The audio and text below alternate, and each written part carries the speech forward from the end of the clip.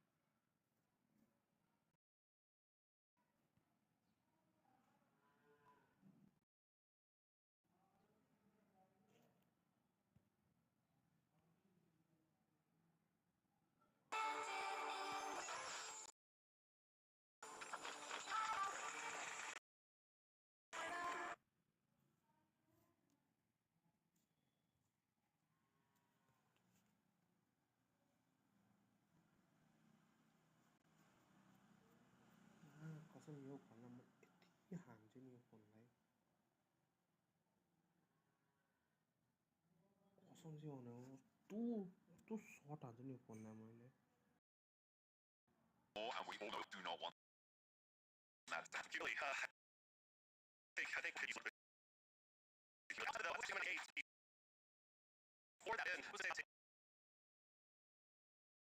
to the survival stage. They're not just going all the way through to the finals. I got to change that, so now I'm going with Revo. I think he's going to get 50 eliminations, but can he surpass it? We'll find out. Let's head back over to the casters. Hello guys, we're back. You know what my hot take is that we're all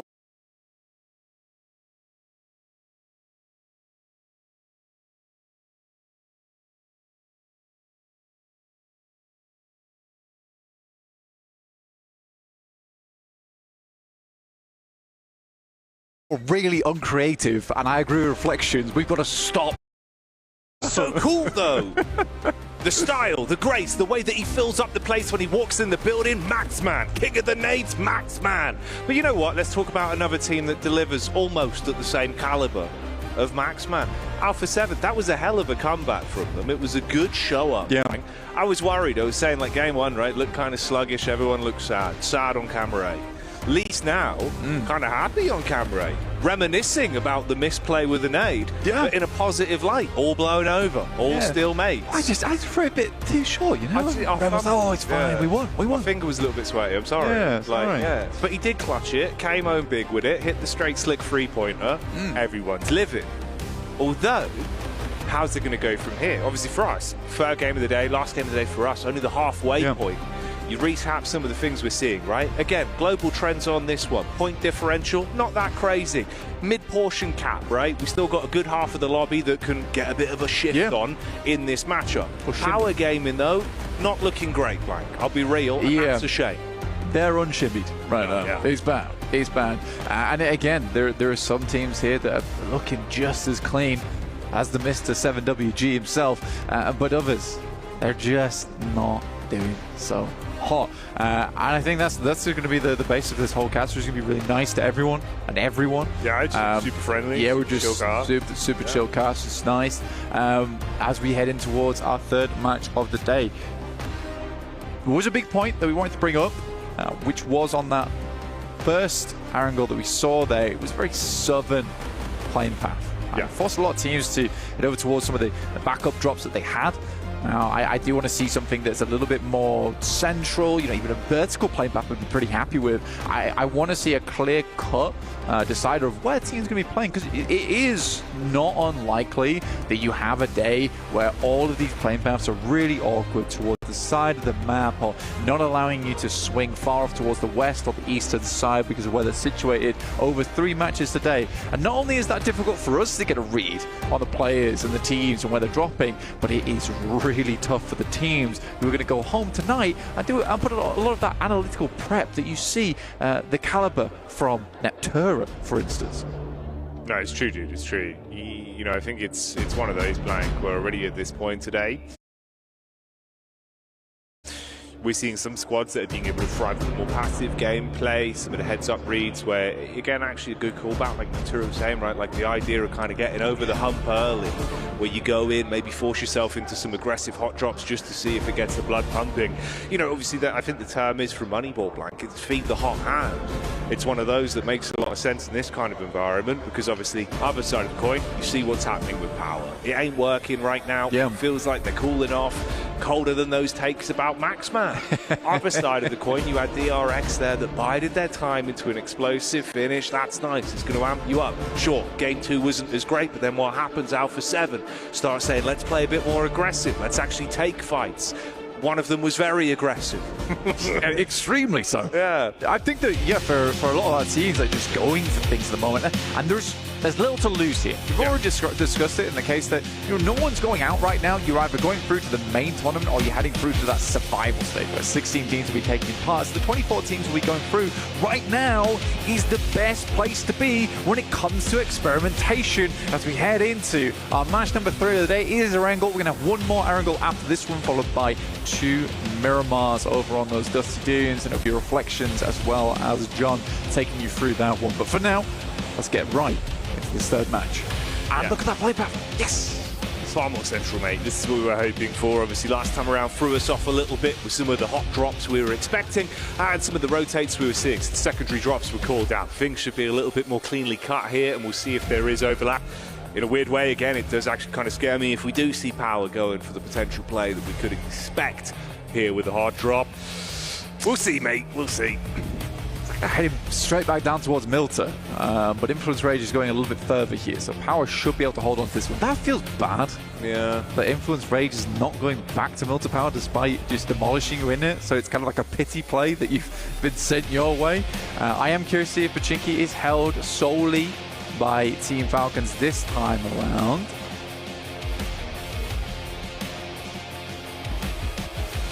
By the fact, again, actually, we do get sort of the distance there from Team Secret. They do seem to be playing this far slower wick of the game. Let it burn late into the night, you know, don't want that one to burn quickly. Yeah.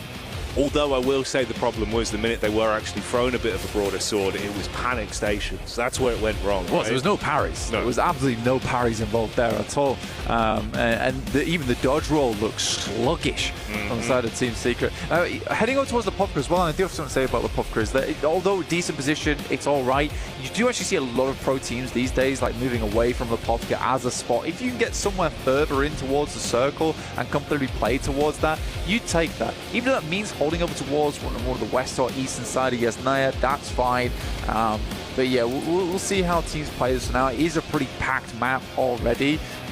But I think that Team Secret, after seeing that, playing in the Pop Cup means you have to push through a lot of teams just to get towards the initial circles, and those initial circles are over towards the southwest side. It cuts a lot of Sosnovka in, which is a bit of an awkward one, where you're not sure if you'd be heading across or not. It would be cool to see a Sosnovka this early into the tournament, though, Jackie. Yeah, it'd be fun, man. It'd be nice if we actually do get it thrown into the mix. I do love these wide splits. Sorry, just a highlight there. I know, obviously, map feed-wise, just looking at how Weibo are going to be able to rotate on this one. Nowhere near as drastic. Backline of the DRX late. But anyway, we'll focus up with what's happening here. You've initially got the POV of Alpha 7. Alpha 7, for those of you tuning in, of course, I'm sure you're aware, they are currently the crown holders, the kings themselves, who took the trophy last year in a rousing affair. Some incredible plays. Back-to-back games where they were popping off. And really, it was a bit of a nail-biter towards the end of last year. Like, you know, you're thinking sort of them and Reject, like, who's going to take it? Which region's going to show up? Coming into this one, I was a bit worried with the result in the first game. Glad to see a massive show up, even with it just being a duo that had to get so much done. Some diligent PUBG Mobile shown from them the previous outing. How's the rest of the day going to go, though? Will Neptura's hot take become a reality? A back-to-back chicken dinner for them would instantly be the landslide of, all right, maybe it is going to happen again. Like, that's the sort of hype you want on a day one. I think for Alpha 7 in particular, they're a team that really, when that momentum starts getting rolling, it's hard to stop them. They're very much like an avalanche in that respect. It's hard to deal with that, and if you're not careful, you are going to get covered and buried underneath the snow. Alpha 7 is going to be bringing down upon you. So I think that for Alpha 7 getting that win there, especially where it mends that relationship between Cleo and a Rebel very early on, where that could have been difficult for them. But that makes you feel really good, you know, because instantly, instead of having what would have been a little bit of an annoyance, right? It's a bit frustrating. Now you have a bit more of that brotherly bond once again been stricken there in that map, which is cool. It's very cool to see, and I think that would help them. And I don't think Neptune is far off from the mark. I do think for Alpha 7, this game could easily be a good one. No, absolutely. Even though she was smirking while she said it, the point does really reign true and could certainly have a lot of credence. And you're right, bro, you know, not cutting the cheese with the chalk, I think absolutely it's one of those where you would have been fuming with each other had you gone down on the back of that nade with two key players as well. Right? Being angry. You won it, and like you say, it's brotherly love, everyone's having a good time, the boys are back in town. DRX, they were in town for a second there, but one of them has instantly been shut down. You've got the drive in from Falcons that have spotted a weakened target. Solo and isolated. Blessing from that, you do grab another vehicle off the back and get the one. Yeah, unfortunately, DRX went to town. You know, it's like a boys' night out. You're going to lose one of them eventually. Where's he gone? You find him at home later. So I actually never came out. I was at home the whole time. Sorry, guys. Stay.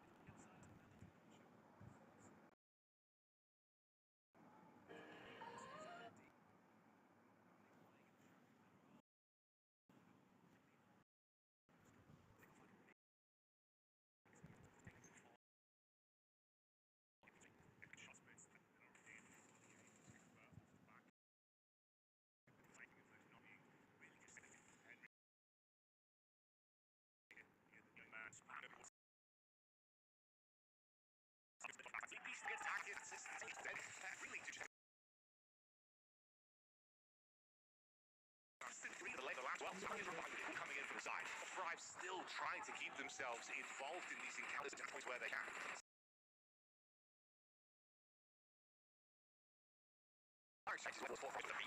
Shut down there. Henry got 12 bullets left in the next magazine, so wasn't a lot at all.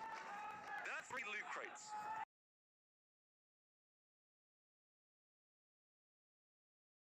On the map there. And those were totally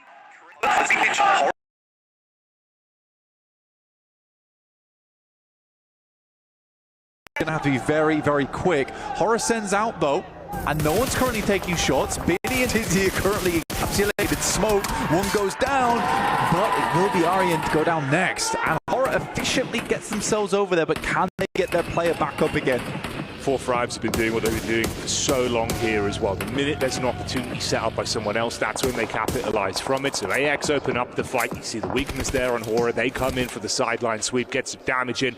Non-Shin Reg Force as well, finding an opportunity to get one shot in from the back, and that's all they really needed. It's fragmented the squad. They go down from having 4 members looking really clean to just 2 isolated split on them. I think it's good though. Honestly, if I'm fully analyzing this, Horror makes a sacrifice and it pays off for them. Yes, they lose 2 players, but given that moment, it gave time for both No Fear and Sky to get further into the circle. Such an important moment for them where it actually could have gone really, really wrong. And that's what you want from teammates. Teammates who are ready to make the ultimate sacrifice for you in-game to allow you to get a little bit further, a little bit more points on board. Beautiful stuff. That's what I mean, the lack of ego. You see it there. Everyone's playing for the big picture. They're not worried about the stats. They're worried about the placements. They're worried about how it results overall for their tournament run. That's a brilliant way to think about it.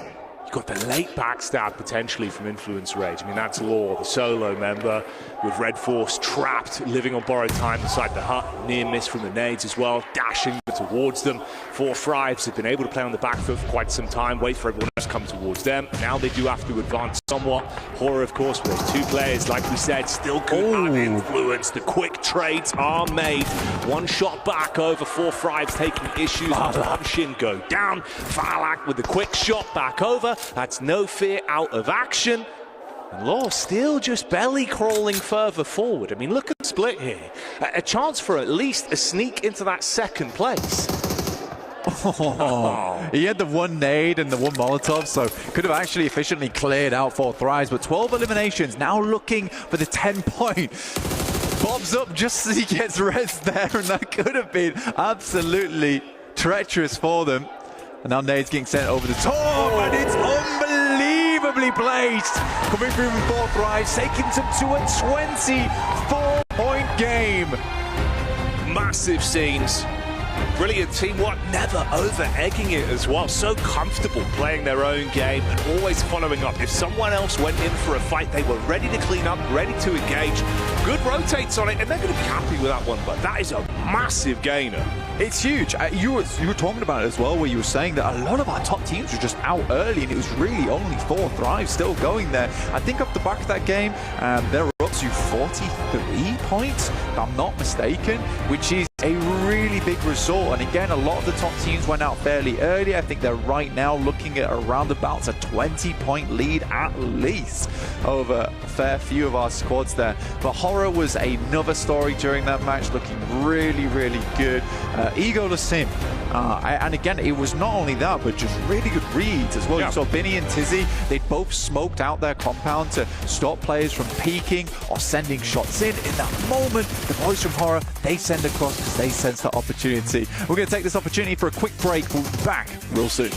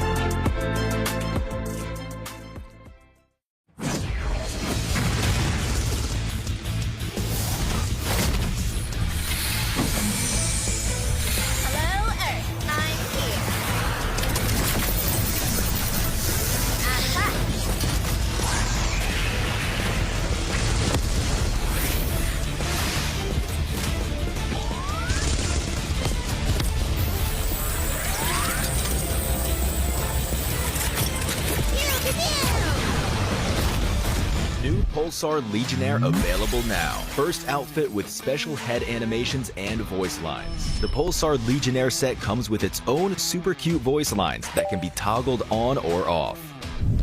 What happened? Bye, friend. Hello, Earth. I'm here. It also features the upgradable Hyperion ship DSR and Jet Reaver glider with special animations. Experience parachuting like never before. That's not all. Even more rewards await.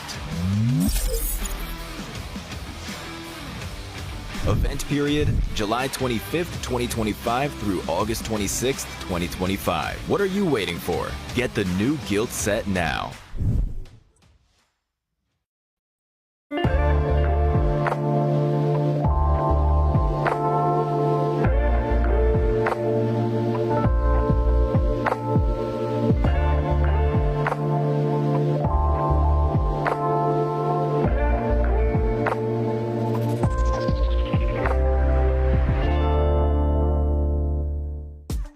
We start off our day in the Kadia Players Lounge, where they come for rest, relaxation and refueling. And we have this gorgeous Kadia photo booth, of which we have a replica of none other than the key itself. I'm going to take this one with me. Across from us, we have a Reaction Royale, where players can test out all of their fantastic reaction speeds. Doc C, by the way, from Nongqing Red Force, is only at 15th place. I don't know about you, but I think he could do a little bit better than that. We also have a lovely viewing station for all of our esports players to enjoy and bask in some lovely, lovely PUBG Mobile. But what would a player's lounge be without a refueling station filled with caffeine, juices, healthy snacks, maybe some of the unhealthy ones too? Speaking of which, I kind of want a snack of my own. Sorry, squeezing through. Thank you very much. Iced coffee, my favorite. We then head on over into none other than the Heroes Club, where we end our tour. The Heroes Club is exclusively reserved for EWC victors of the past, last year, but also the ones still to come. Only time will tell which one of our PUBG Mobile teams will have the glorious pleasure of joining us in there.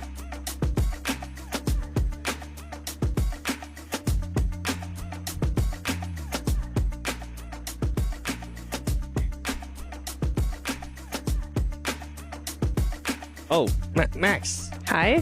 Thank you. Hello, Sorry, guys. I was mimicking there what Alpha 7 did, but you know what? We're going to talk about that last match because, boy, did Pakistan show up with 4 thrives, being able to just take advantage of APG not being here and getting that win, Max. Hey man, Pakistani here for the win, really. The best Pakistan has looked in a global. Such a good win here this time around because from the very word go in this match, Alpha Gaming's not playing this match, right? So they're not going to be dropping a military base. They're not going to be contesting the western side. So 4 thrives, this game was pretty much from the start put in easy mode. Even though it was not quite that easy a game, I just like that fight in particular was normally making it a bit hard for them back in CSA. But the control they had with Falak on the beams, able to clear all of power, man. 4 thrives, I was scared them going into global after CSA. How are they going to perform? All of my doubts have been already cleared that they know what they're doing. They have a game plan here coming into PMWC. Yeah, I mean, from the interview that I was able to do with Falak, that player is just oozing confidence, saying we're not really feeling any type of pressure. Everybody has experience, and that is showcased here in that last match.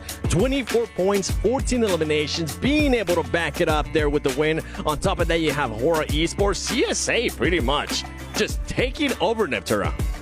They really are. I mean, we love to see it, right? Yeah, and again, it's very top heavy. All for CSA, look at that, 24, Hey, 16, 10, and then 7 and 5 and down below. So, I mean, yeah, Influence Rage, kind of the silent partners there, even though they got the double elims. We didn't see too much of them.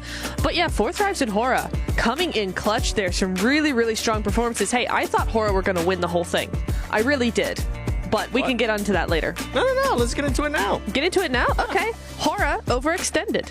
If they had pushed over onto that player of AXTMG as they should have, then yeah, I think that would have been really, really good for them. They drive to the player, take out that player, take that player's position, and then they have full control of that northern side. They should have won the game there. Yeah, I wouldn't call it them overextended. I think they just mispicked the right location to go for that overextension. If you go for the play of AXTMG, as you mentioned, they have already a car. They can crash it into the car of that one play of AXTMG. You have a little bit of a mini fort, and then there's no way Falak is going to be able to just shut you down in the process. So it was a good idea, but I think there was a slight mispick as what position you want to go for, because if they do secure that, you have a solid 2-2 split. You're fully controlling all of the fields. Fourth Rise can't really encroach on your terrain anymore. I think it would have been a Nepali win. I know CR7 during the watch party would have loved to get that win here for his team, but maybe later.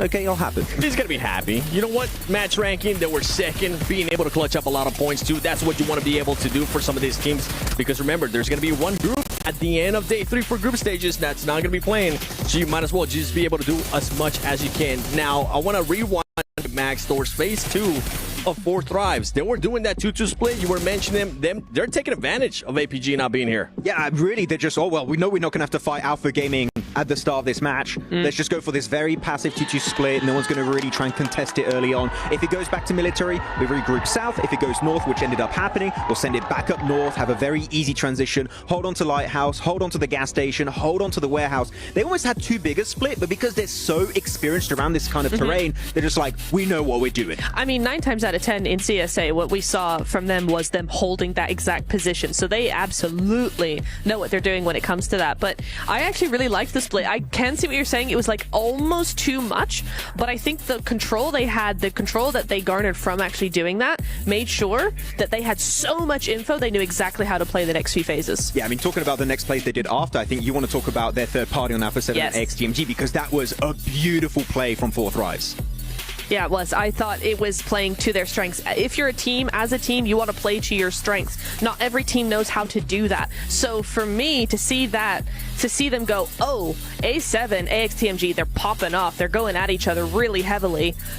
We need to third party that, use that our strength, and then to not overdo it and not go over to AXTMG. Just take A7 and go, okay, we're done, we're going to go back. Really, really well thought out from them. I mean, one player that absolutely popped off for Fourth Thrives, and I mentioned it, I'm glad I mentioned it right before. I was like, the best player of Pakistan ever, Falak, popping off with 7 eliminations, 1,000 damage. Okay. He's cooking. More than that. Oh, yeah, big time. We'll have to learn how to say in Pakistani. We might need to need it for Falak in particular. Yeah. In the chat, tell us. We'll need a little more help, guys. But 7 eliminations, playing early on as the gatekeeper of the bridge, on the beams, trying to eliminate all of power. Luckily enough, he did get rezzed by one of his teammates, who was able to play until the late game. But he was not giving up any angles. If he saw you, chances are you're living for 5 seconds maximum. Falak is being ruthless here in PMWC, and we're just 3 games in. He's off to a great start. Absolute eagle eye, right? And the thing is that this is usually what you want to see out of your star player, Neptune. You want him to be able to put up stats just like that. You absolutely do. I think it was a really, really good thing coming in from him. You know, we were talking to him. He was very confident, as you said. That confidence is starting to show. It's not being the overconfident. It's just really confident. And his team is backing him up like a champ. I mean, they have got that synergy down. So it's really, really exciting to see them coming out of here. Yeah, and you said they're confident, but they're also very respectful of this lobby. You talked about the third party with Alpha 7 and XTMG. They take Alpha 7, eliminate them. XTMG, that's maybe a bit too much. You know what? We're just going to take it back, and a lot of teams might have just fully committed and pushed in like, oh yeah, we're just feeling pretty good after eliminating Alpha 7. No, they go back, we have a strong position, we're going to play it safe. I like when a team can be both respectful and aggressive. That is the true mark of a champion in my eyes. One team that I do got to give a shout out to that you just mentioned was AXTMG. This team is not shying away from fighting top dogs. That was a big question mark.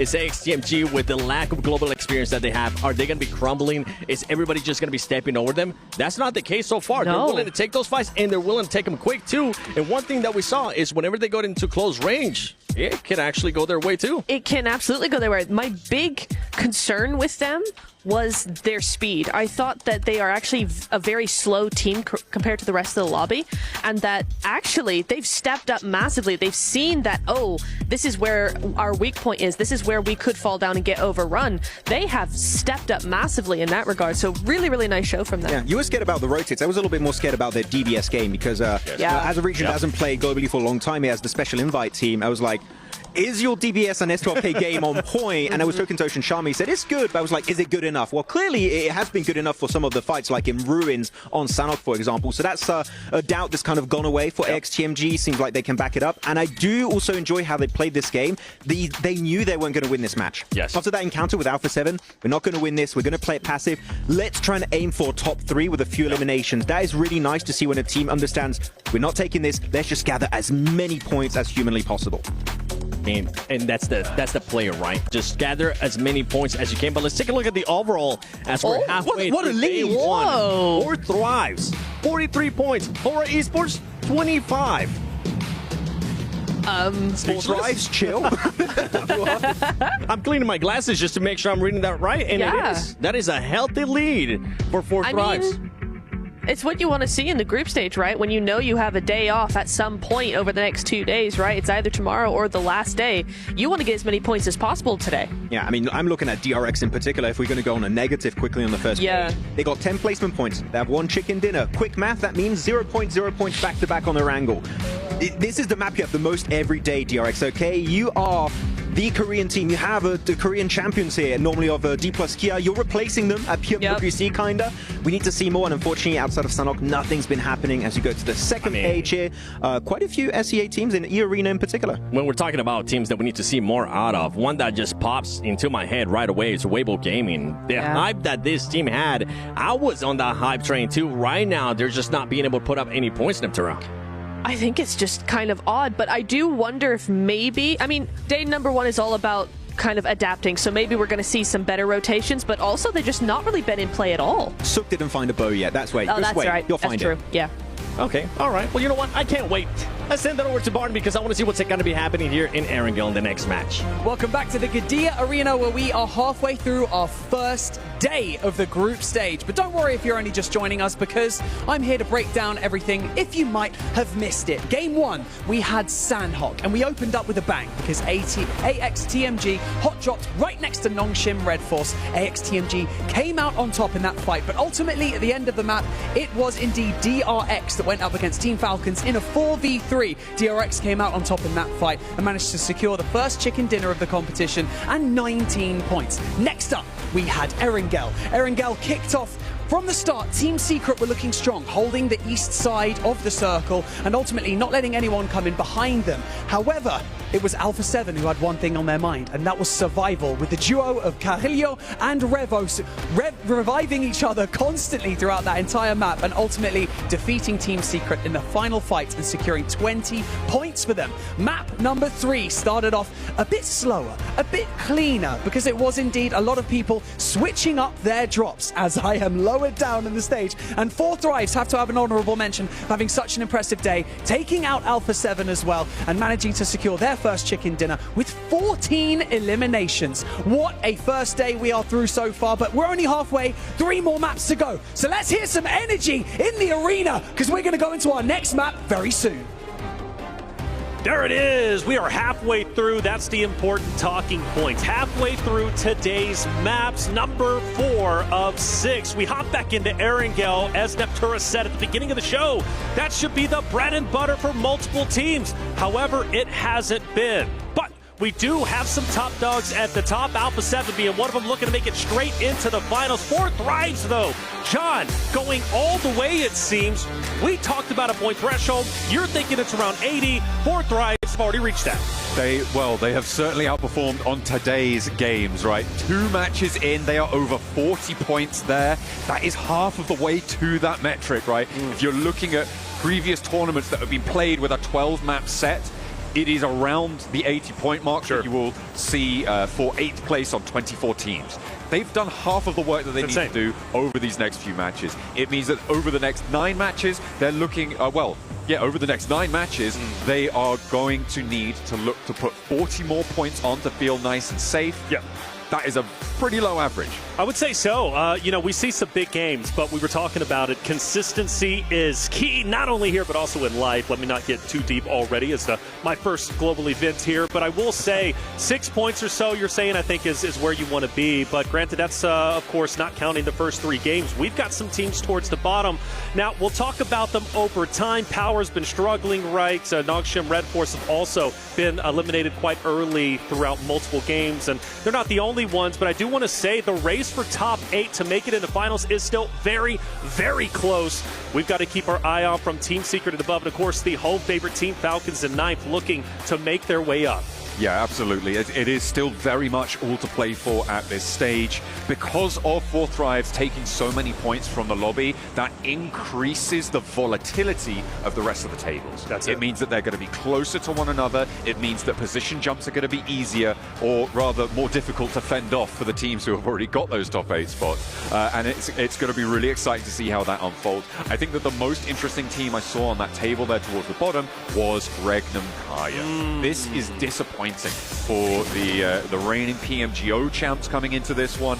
They need to step up. They need to step up fairly quickly. I have no doubt in my mind that they can do it. The question is, will they bring it to bear today? That's the question. We got a nice zone. Liking it, potentially setting up for a bridge zone. I love bridge zones. More importantly, I love military, but most likely going over to the mainland. But I do want to focus in as we've got 2 teams maybe about to skirmish out over on military. Of course, talk about Fireflux, and you got Team Secrets most likely going to be running into each other. They could have a truce. Maybe they say, hey, you go over to the right side bridge, we'll take over to left, and we'll just go our own way. But if I'm Team Secret, I've been on fire today. I'm not going to be intimidated by anybody. And you want to talk about being on fire? Fireflux is quite literally there in the top 3 running. So I'm looking at them to potentially be one of the front runners in the engagement. Who knows? We'll see how it ends up unfolding. What else do we see? At the moment, it looks like Team Secret might just be heading out to the east, disengage. West and east bridges both available still. At the moment, it doesn't seem like too much more is unfolding. I feel like George Pole is potentially a little bit of a hotspot for contest on this northwest side. 2 teams in South George. Alpha 7 up in North George. That crossing down south that, because of this first circle, is going to have to happen for Alpha 7. Could be under duress. Could be a little bit of conflict in their future. Yeah, but you got to think about who they're going against, right? It's E-Arena, who, well, let's face it, they've been struggling, only sitting at 8 points, currently in 13th place, and Alpha 7 being the top dogs they are. Winning that game, by the way, game 2 with 2 players was phenomenal. I could not believe my eyes. You actually called it early. I wasn't a believer until the very end, but able to get, 4 to 5 revives overall. It was Revo and Korea who was able to get that win. So if I'm E-Arena and, of course, having to rotate down, I've got to go against Galacticos. That's not going to be an easy fight for either of those rosters. So for Alpha 7, I'm still favoring them, but you're right. I think we will have a skirmish soon. They could always break out further to the east, right? There is always that option to go for a wide swing, but depending on the pace that they can loot, the pace that they can get out of North George, they may be able to avoid that altogether. So we'll keep an eye out on that one. Team Secret, they did move all the way over to Novo. This is on the military island right now on your screens. They did move out east, so no conflict here for the time being. The question I have is, where are Fireflux going to rotate? I expect Team Secret to be going over the east bridge. I'm wondering if Fireflux are going to try and join them, because you're going to be aware that 4 Thrives are going to be on the other side of that bridge. And right now, I don't feel like you want to head towards this team. I don't think so. 4 Thrives, they're obviously the top dogs for a reason. Will they be the top dogs by the end of this tournament? Who knows? But right now, they are undisputably the best with more than double. Over towards a more central location, up towards that hill ridge that sits further north, but there's always time to come back as well. We'll have to see if that yo-yo comes through. And actually, Yangon Galacticos on the move. Okay, so that opens the door for Alpha 7, which was potential for them to find that path on in. Getting very, very central, nice and quickly. 5 minutes of the game, and already finding a central spot. Regnum Kaya looking to do the same. Yeah, taking a little bit of damage, but they're going to be just fine for the time being. This is a team that was much hyped up coming into PMWC, a team that needs to start gathering points. As we said, we're on our halfway point. Only 9 more games remain. Yeah, you've got 3 days of group stage, but the teams only play 2 of those days, a total of 12 games. 3 are already gone.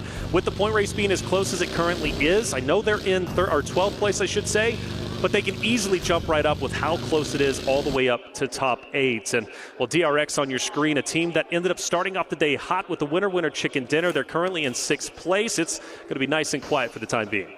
Yeah, just bunkering down right now. Early circles, keeping it chill, keeping the nerves in check.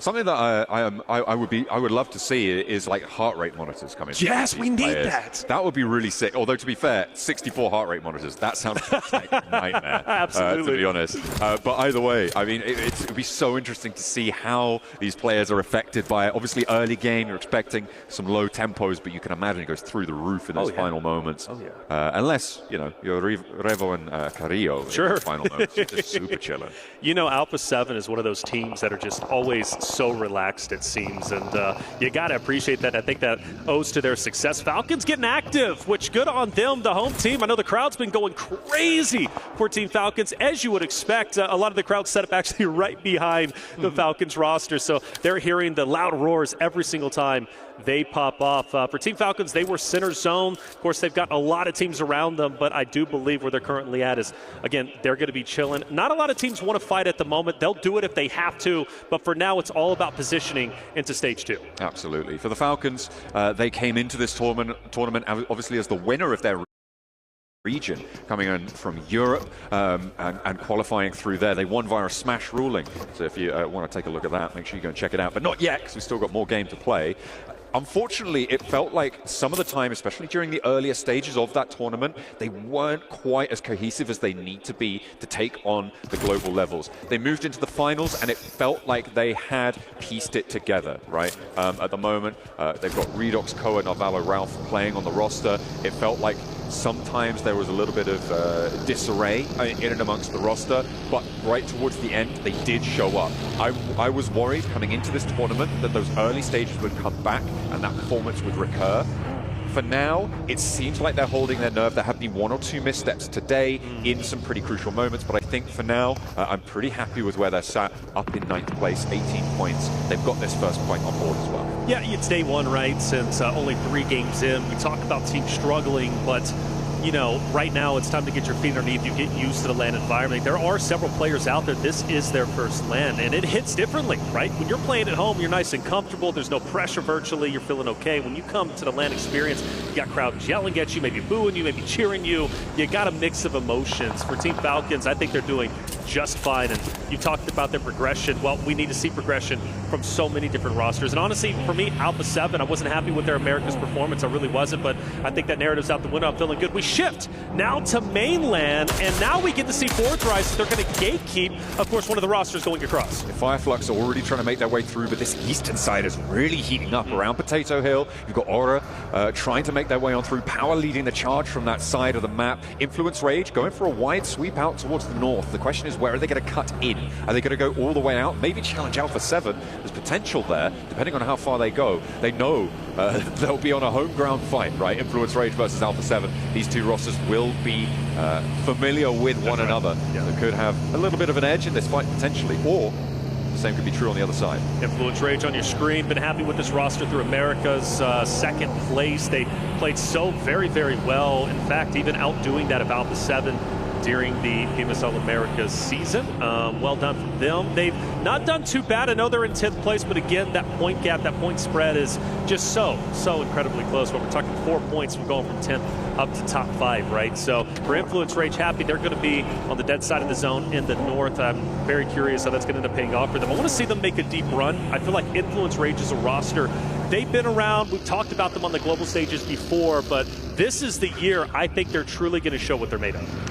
I would hope so, but it seems like they have always been the little brother of the region, right? They are there, they're powerful in their own right, but they just haven't been able to take that next step. Maybe they'll find that development here, but I feel like with Big Brother's Alpha 7 in the lobby, it's going to be hard to try and take that fight. Yeah. Well, and that's a great point, right? When it comes to Americas, it was a region that we paid attention to mainly for Brazil, North America. I know we've got our struggles. We're going to try and make it back up eventually. We're getting better, I promise you. But when you talk about the Big Brother of Alpha 7, I saw a massive improvement across the board from all the rosters because they know they've got Alpha 7 to battle against. Trust me, they wanted to win PMSL Spring Season 2025, and unfortunately, of course, some of them didn't, but for others, they did dethrone Alpha 7. Alpha 7 barely made it to this stage. Let's put that into perspective. They're doing great now, but I really do think Alpha 7's performance, them winning last year at EWC, truly made the other rosters say, I've got to step it up. You talk about little brother, they're looking to be the big brother now. Absolutely. Try and have a little bit of regnal combat going on through. Take that throne away from Alpha 7. We'll be making sure to keep up to date to find who will be able to take that top spot. But is it even going to matter, right? Because at the end of the day, it's about that global interaction. Sure, you can increase the quality of those lobbies, but then how does that playstyle move into the current stage of gameplay? And with the experience that Alpha 7 has at this level, right? I think that is going to be a massive, massive hurdle to overcome for the teams looking to catch up. In a regional stage, sure, it's intense, sure, it's a lot, but when you put the international stage together, it changes the game entirely. It changes how the lobby plays, how it feels, everything about it, the lights on the stage. It can be a real task to overcome. Hard southwest shift on this circle, all the way out towards a pretty similar location where we saw this last match finished as well, out to the southwest side of Pachinki on those hills. You've got DRX slap bang in the middle. They've been hiding there for a long time in Reflection. They have, and they like to play it slow, but hey, make no mistake about it, they can get active if need be. You push into them, you've got a heck of a fight on your hands. Half of the lobby, quite literally half of the lobby, have to now rotate into the next stage, and you got a couple of teams who are set up. And talking about the couple, well, you've got them right here, right in front of you. Alpha 7, we talked about this fight. When was it going to go down? E-Arena landing up top alongside that of Alpha 7. Now they finally come and they bump head to head. Mormon with the first blood drawn there. Revo goes down, an immediate looking for the refrag through the window, not going to find it. Sliver of HP still there, and now with a nade cooking, it's Alpha 7 who are biting the dust more so than ever. Joker went down earlier, but now it's 3 players alive, and Alpha 7 can't find the fight. Garnechan goes up the stairs, and immediately with the pump action around the corner, Alpha 7 coming apart of the seams. Alpha 7, they're falling apart. Carrillo, can he be the hero? Can he be the one to save the day? They're already in shambles. He would be the only one leaving this engagement. Influence Rage, mind you, they might come in for the third party. This fight needs to be finished up, but Carrillo throws a Molotov, and it's going to at least drop one from the arena. Carrillo going for it off angle, taking damage, but he has no choice but to push forward, and he's making the most of it. Alpha 7 refusing to lose. Not yet. They will not go quietly. An Influence Rage on the south side looking to guard this one out. Carrillo, though, could slip through the cracks as a solo. It's a lot easier to go unnoticed, but unfortunately, the firefight around him has drawn the attention of their regional teammates, and they will have to move through it. Carrillo, I don't expect them to be getting too much further, but he could leave north side, try and get in amongst it. Well, they did it as a duo. Can Carrillo do it as a solo? That would be even crazier. Don't count him out, but I agree with you. Now you're going for placement points. You're in survival mode, and luckily for Carrillo, Influence Rage has backed away. It doesn't look like they're going to crash in on him, so should be just fine. And while he'll be a solo, wreaking havoc on the remaining rosters. Falcons moving in as Course Vision now wants to take on the Falcons. Let's see how it unfolds. A double roll-up again as teams start to move. This is what hard shifts bring. Action left and right. Redox on the inside goes down first. The pump action from Never Alone and the flush as well. So Falcons fighting with 3. Navallo wins the trade. The pump action winning the day, and a second as well. Koa's there for the backup. There's a nade. It doesn't sit, and Navallo can now look for this healing on the northeast side. Ora are nearby, and it looks like they're going to roll in for the fight. There it goes. Hey, Ora wants this. They need it. Points so valuable to catch up. They're already in top 3, but they want a little bit more. Vision taking damage on the stairway, but don't worry, because you got Narvalo from the Falcons who's been holding it down, and you mentioned Horror. Well, here they are. Sleepy, no fear, starting to take the house opposite of Team Falcons. We've now lost a roster, and all attention on Falcons versus Horror now. Massive pickup on the back line of Horror as well, meaning they're 2 players on the inside. Losing that off angle is huge. It draws the attention out that way, and a knock on the forefront as well. Falcons are splitting the difference here on the fight beautifully as they will look for more. Narvalo, I mean, he has just been doing quite literally everything. All eyes on him. The tip of the spear for this roster to take down Sleepy and No Fear. Ralph also moving in as well. You gotta think they've got a power position. That stairway is always hard to push up, though. It's going to be a choke point, and you know dang well Horror's going to be looking straight down it. immediately finding these flushes as well. They beautifully split the attention. An off angle, a third party coming through from Power as they sweep through the backline, and it is going to be turning tail and running the story for Horror now in the rest of this match. 2 players alive. Sleepy's not long for this one. Yeah. The point gets stolen though, and it goes over to Power. So now Jiggle Sky, they're going to go in and dip. They're going to get within zone. They're going to play the survival game like Alpha 7's Korea, but I'd rather have 2 than 1. Either way, that's how it ended up unfolding. Power Esports, who's had such a struggle throughout our tournaments, not one of the first teams out, mind you, so maybe good news for them. We talk about at the halfway point, 9 more games remaining. I'm hoping Power is able to turn things around in this airing game.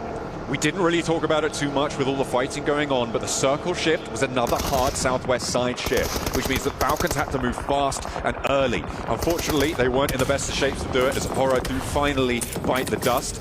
It means that Falcons are going to have to crash in a suboptimal situation to the north side. Same story going to be true for Power, as they have now wasted a little bit of time, I think it's safe to say, on this northeast side. So Fallic, he's going to be the scout, kind of breaking away from 4 Thrives, who are going to be just up to the northeast of where he's currently at, and maybe calling out Solus, who I believe is down, if I'm not mistaken. We do have a bit of a crash, though. Falcons continuing to get into engagements, and this time it doesn't work out. Regnum Kaya, the ones to receive that in the ditch, in the divot. It's going to go down for the Falcons, and I don't think that their lone player is going to get to, hang on a minute, take it back. Koa with a drive-by onto Romeo, hits him with a runaround, and we'll be able to survive a moment or 2 longer. But really no safe ground in this central area. These hillsides are littered with Caltrops. Yeah, for Galacticos, we obviously tuned in with them just a little bit, but they got teams all around them, including Power, but Power is not having a good time. Galacticos are taking them down left and right. Falcons also eliminated some heavy dogs already out. Yeah, that was the final player, Koa, going down.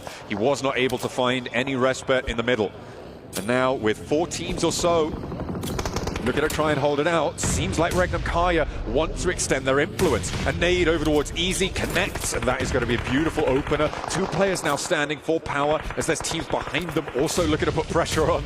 Rolling on out, Regnum Kaya not going to let Easy go down, and the 2 and 2 roll around will be good for it. However, there is a sideline that they need to be worried about. Get the cover in. Wild low as well. The vehicle's going up in smoke, and Loxy's down all of a sudden. Yeah, he's down, and I believe that was a third party from DRX way off in the distance, getting some shots out. And well, we got Team Secret also trying to survive. I mean, you got so many teams in shambles, and when you got to go to these shacks, I call them the Death Shack, you're in a lot of trouble. But the teams have spread out quite a bit. I'm actually surprised we've lost so many rosters and players at this stage of the game. This open field situation, this open hillside that sits to the north of it, these 2 hard southwest shifts followed by a northeast shift, maybe giving a little bit of pause for a breather, but still those 2 hard shifts that we saw in a row have really changed the tune here in the lobby. It's forced teams to take fights where they wouldn't have wanted to otherwise, and now at 18.5 minutes in, we're down to 10 teams, and a lot of those teams not looking healthy. Take a peek at Fireflux racing against Papa Blue. Influence Rage just above them. Talk about Fireflux landing over on Military. Would they have a bit of a skirmish from 4 Thrives on the Western Bridge? That doesn't end up happening, so they're still alive. Now down to, of course, just a handful of teams. Circle closing in. Another shift about to begin. Excuse me, as Fireflux starts to get active a little bit. Luckily, they got on the vehicles. The question is, can Influence Rage, do they get aggressive? Obviously, they have to move. Do they set position up to the right-hand side to cut off Fireflux's rotation? Be tricky here for both these teams on the southwest side, and Fireflux are first to move. For the moment, Influence Rage still holding in their compound near Quarry, and they're going to have to try and go in a little bit later. So Fireflux, where are they going to opt to crash in? They've already sent 2 players towards this Regnum Kaya stronghold. I don't know how that's going to go for them. We know that there's third-party angles on there. They're already getting lit up. Scarface with a slow roll around the side, but the vehicle takes him down. It's Regnum Kaya and Nongshim Red Force on the crossfire. Now the 2 remaining players of Fireflux are going to try and send long on the western flank, and in the meantime, in the wake of that rotation, Influence Rage pushing. A big push from them. Regnikai needs to watch out, of course, as Influence Rage, a dominant team. Fireflux, I cannot believe that they're still alive in this moment, but so unfortunate they lost 2 of their players, so now they've got to go at it. And well, Influence Rage actually looked to be crashing in on Korea, who's been a solo for the longest time. has been alive, and he's going to keep trying as 4 Thrives go down as well. In the meantime, Carrillo with his full send, straight towards Fireflux. 2 players alive, but he goes too slow. No hop out to be seen, and Ketch finds a duck sitting in his sightlines. That's it, and Fireflux, luckily for them, they will be dead center of the current zone. That's great, but also could potentially make you a target. You've got Galacticus, who's going to be just onto your left. Got DRX as well. Influence Rage, of course, are going to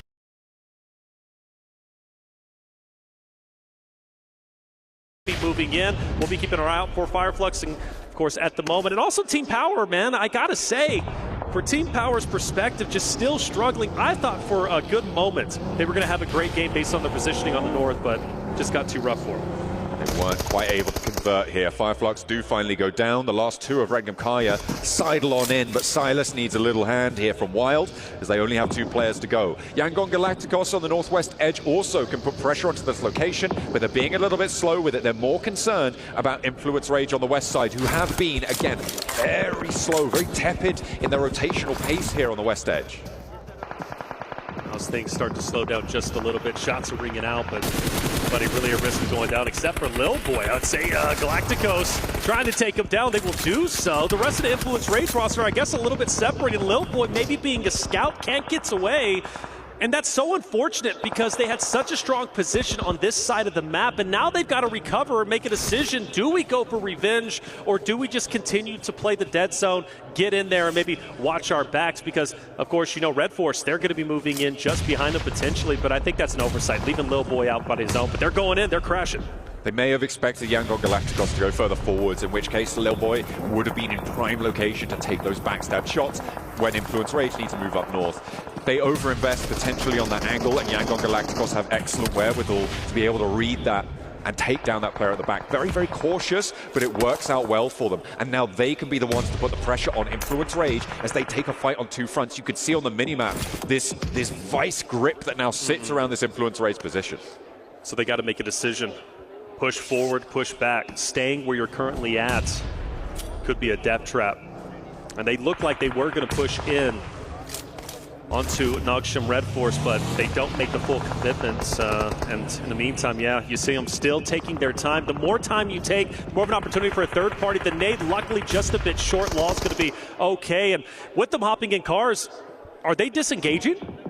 Well, they saw Silas rolling up, and I was watching Silas just there, and he randomly decided to send towards Yangon Galacticos. He did get a lot of info on their location, but he took a lot of damage in the process. He's slow rolling behind the vehicle, looking for a time to pop that first aid, but he didn't put the handbrake on here, and it's just going to keep rolling away from him.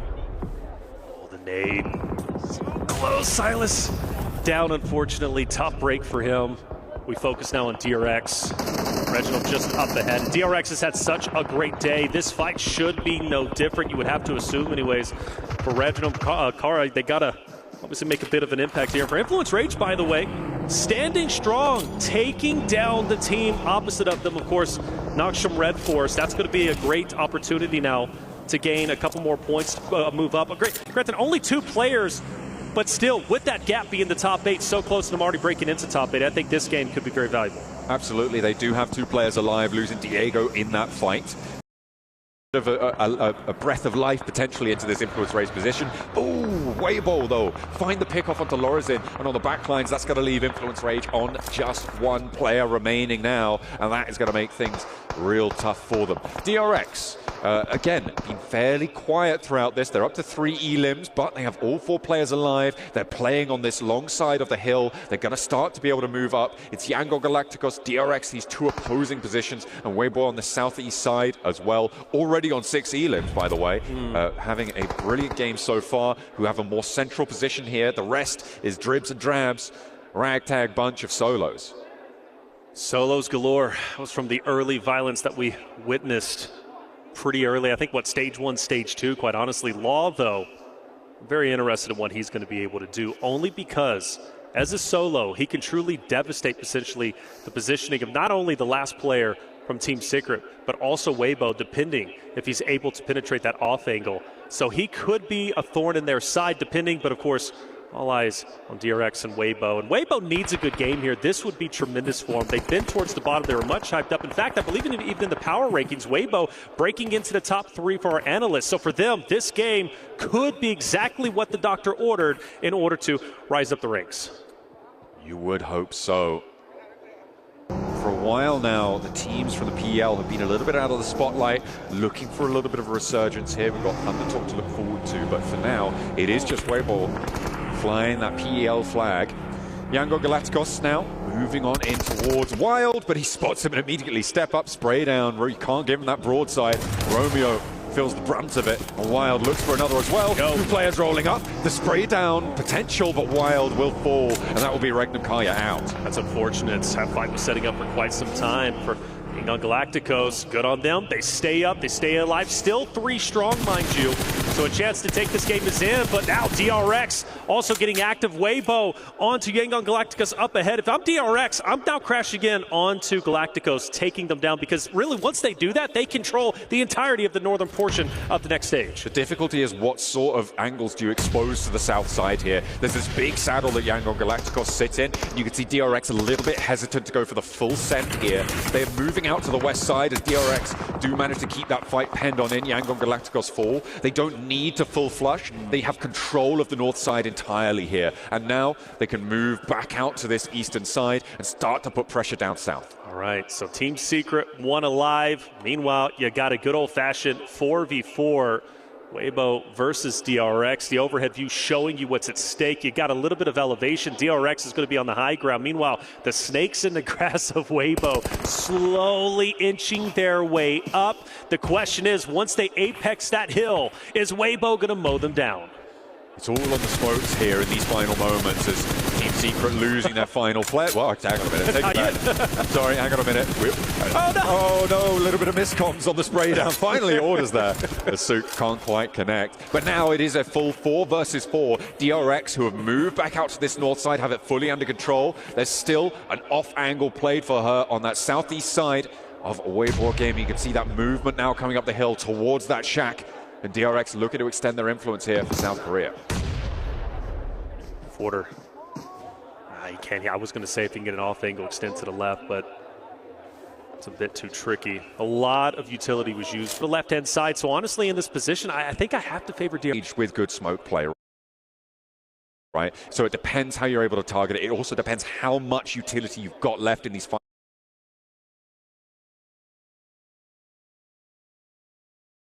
moments. You can see that for Weibo Gaming, they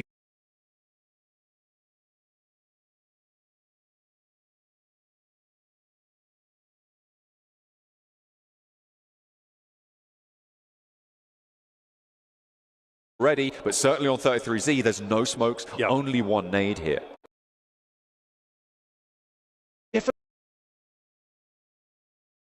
Going to capitalize off of it. They're taking it slow, but once those smoke dissipate, they're going to get active, and DRX takes down yet another one. Another one will fall, and this should be the ending that DRX is looking for. This is beautifully played by DRX, immediately capitalizing on that knock into the smoke. These smokes bloom on the top of the hill. They create sightline channels that they can play through. There's a res coming through for Weibo, and they do manage to get players back up in an action, but Scissors forward now. 33 spotted, gets the knock. Is there an answer? Order looks for it, and they do find the challenge that they were looking for. Hurt is there as well. Looking for that backup. In a 3 versus 2, though, DRX still have the numbers. DRX has the numbers, but do they have the wherewithal to figure out where Weibo is going to be up to? It seems like the forces are falling, and I think this is finally going to be the end, albeit a miracle play. DRX closing the vice grip, pushing forward. Weibo falls, and it will, in fact, be DRX taking game number 4 on Arko. Lying in wait, they move through the hills, a coordinated approach, a brilliant read onto Order's buggy rotation,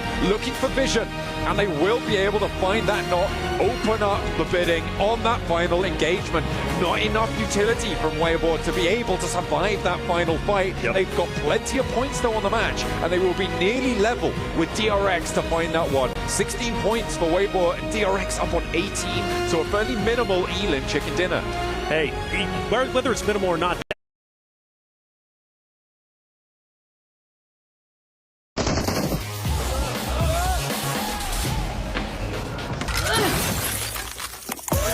Reach your impossible. Lenovo Legion.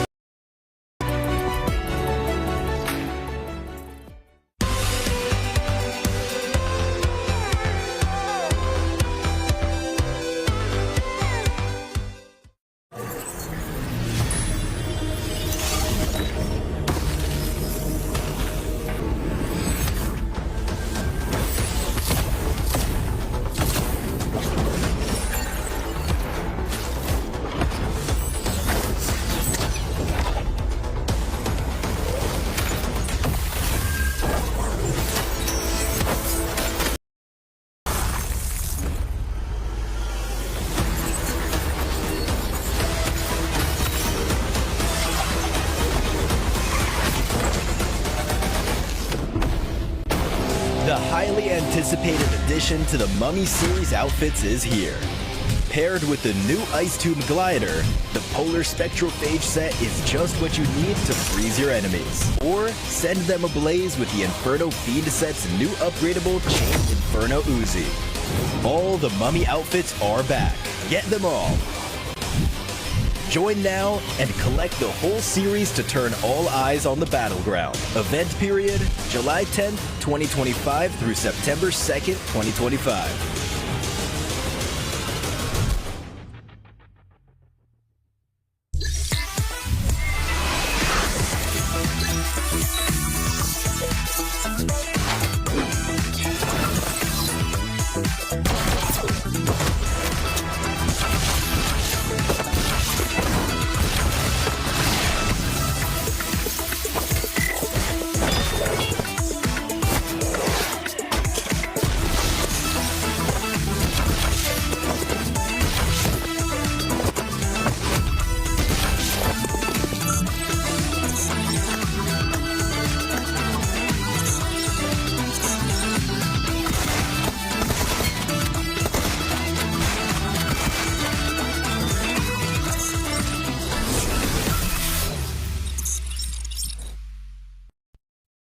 Are you ready?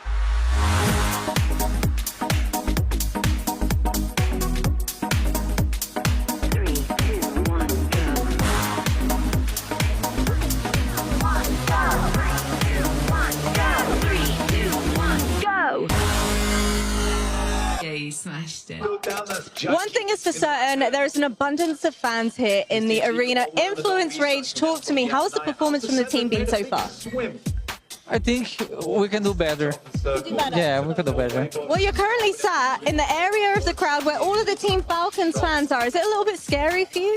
Yes, I am. Well, is there anything you want to say to the Influence Rage team right now? They need your support. Let's go, Inf. I believe. Let's go. You believe in Influence Rage? Yeah. Yeah, they can do it. Let's find out whether or not they can. Well, it wasn't Influence Rage that got the win, but it was DRX being able to get the... It wasn't the back-to-back. It was the two-time winners of day one of PMWC at EWC 25. A big surprise, honestly. I was not expecting any teams to be able to get 2 chicken dinners in the first day. They were able to do it, Max. Yeah, it was a back, break, to back. It just took a little break in the middle of that one. But a really good execution from them, playing it relatively safe on their side. Same for WBG. There was a lot of circle luck involved, I would have to say. A lot of teams that really didn't have to fight too hard for it compared to like an Influence Rage. You were just like, we just got to try and do something. Same for Yangon Galactico. So you had 2 options. Teams just like fighting to just survive, and teams just like, we're big chilling today. And they were. Well, we've been wanting to talk about DRX. Another team that we've been wanting to talk about has been none other than Weibo. So let's go to the SMB head-to-head, DRX versus Weibo Gaming. And I mean, look at the damage that these 2 teams were able to put up, Natura. Wow, that is actually a lot of damage, considering we didn't see anything from Weibo in that first half of the game at all. Like, completely silent from them. at all, yes. But I think it was just a really interesting game for them because they stacked up really, really close together. I think they were almost all in one shack, which is very risky, but it did work out. And then as soon as there was space around them to actually move and play, they actually spread out. They took control. They had a 3-1 split with an anchor in the field just to make sure things were moving smoothly. And it really, really worked in their favor, just able to spread out slowly, bit by bit, very steadily. There was nothing untoward. There's nothing overextending, nothing aggressive. But just by sheer movement, they were able to get that second place really well. Yeah, no, I'd have to agree on that one. I think they had a really good setup just to make sure we don't have a weak point behind us, right? Making sure you talk about that field angle, just make sure that no team is going to try and go for that wide rotate south or east to try and backstab you as possible. So very defensive play here, and because of that, they would get a second place with 16 points on the board. So very happy to see China here getting a big game. And I'm pretty sure V2K is still going to be telling his 9 points. One team that did end up doing better that I'm happy to see here in the first page, Max, is dhamakedaar Esports with 8 points, 6 of them coming from eliminations. Yeah, actually a very, very big fight in the center versus, I think it was Fireflux. It's like, we're both from Turkey, guys. Let's be homies. Like, no, there's no peace between us right now. We have to fight for this position. A very good send onto Fireflux because you might say, well, the high ground position is just flat. Actually, you do have a slight dip. And you just need to make sure you clear that area first, and then you just zone teams away, which they were trying to do. It wasn't a game-winning position. It was a position where you could get a ticket to a good top 5 position, which I think they understood that. We're not going to win this match. Let's just try and go as fast as we can and get a few eliminations, especially. Yeah, I will say, though, as well, is that dhamakedaar in that 5th place, but the top 4 teams were all edge teams. That was something that I noticed in this game in particular. Everybody kind of just crashed to the center, except a few teams, and it was those teams that ended up getting that top 4 spot, at least in points wise, at least in that match ranking, right? So this game was very heavily sided onto kept it to the edge, kept that quiet space until the end game. I mean, there was one team that you wanted to point out too in regards to Team Secret. They had a 1-2 split for the longest time. Yeah, they did. They really, I'm surprised they survived as long as they did, because like you had a one player off into the hills right in the middle of where all that action was happening, and then you had the 2 off into the field just like hanging off, just checking out, making sure they got that placement. I'm surprised that worked as long as they did, because I think they got like top 6, top 7 out of that. The game plan there is similar to what happened for dhamakedaar. We know we're not winning this game. Let's just play very split. Whoever survives, survives. Yeah. So it's like a mini battle royale in the battle royale for your own team. And they do have at least 2 players survive until the very end. And as you said, like maybe a top 6 position, get a few points here and there. Yeah. So they knew this game was kind of a ride-off. They were able to claim at least a few points, so it's not a non-game for them to at least get something of value out of it. You can even see as the replays here. DRX, the moment they start getting eliminations on WBG, they just claim so much control that WBG just fell like a house of cards instantly. Yeah, I like that quickness, right? We always talk about these teams being able to react. Boy, did they end up reacting. A big surprise that we saw was Alpha 7 fully send it to E-Arena. E-Arena, though, they were able to defend it pretty. Cario is like, that smoke means nothing. I can see right through it. Like, he had laser eyes. I don't know why. He was able to then survive that one a little bit. He sent it to the center. That was quite unfortunate that he did get picked off, but hey, the thing is, even the IGL, right? A lot of people, the IGL sometimes is the weakest fragger. No, like Cario can bring the heat. He can clutch up against E-Arena. So Alpha 7, if it's a full squad or a duo on that Rangolf earlier or a solo, they're always a threat in this lobby. I mean, you got to remember, Carrillo did start off as a fragger. That's what he was known for. And now he has become the IGL for one of the best teams in the world. And talking about the best teams in the world, currently 4 Thrives wanting to become that, as they're still sitting at the top there with 44 points, dhamakedaar. I'm just looking, and actually they are on top. You are exactly right. I can confirm. But what I'm looking at is actually DRX moving in. We had a big gap before this game, and DRX have managed to just smash right through that, double their placement points with that extra win. And now they are kind of threatening 4 Thrives' position at this point in time. I will say though, just over halfway point, Max, none of our power rankings are looking particularly accurate at this point. Yeah, as of right now, our prediction game is very off, which I would say is on brand. Pretty bad. So, you know, I wouldn't talk about it too much, but Yangon Galacticos, I was not really expecting much, but they are such an aggressive, oppressive team going into this. They're not scared of going for fights, which I like to see, because a lot of times you see underdogs just being a little bit too scared in lobbies like this. Like, we don't want to fight, we purely want to get placement points. No, Yangon Galacticos, if they see a team that have a very clear weakness, they will not be scared to go for that engagement on that position. So Yangon Galacticos, seeing them be this confident early on, is a very good setup for what's coming next. I mean, and they showed it right away.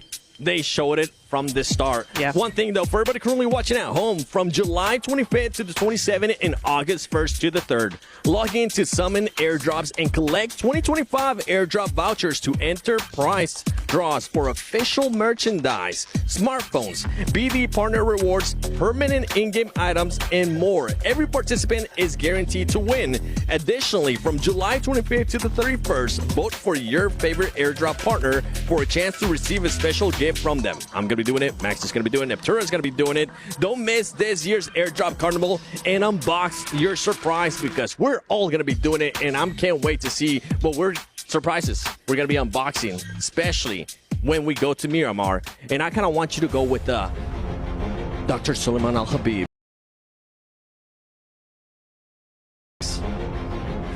Well, there's actually a lot of teams dropping in El Pozo, so I would say yes, El Pozo hot drop specifically is going to be happening. El Pozo?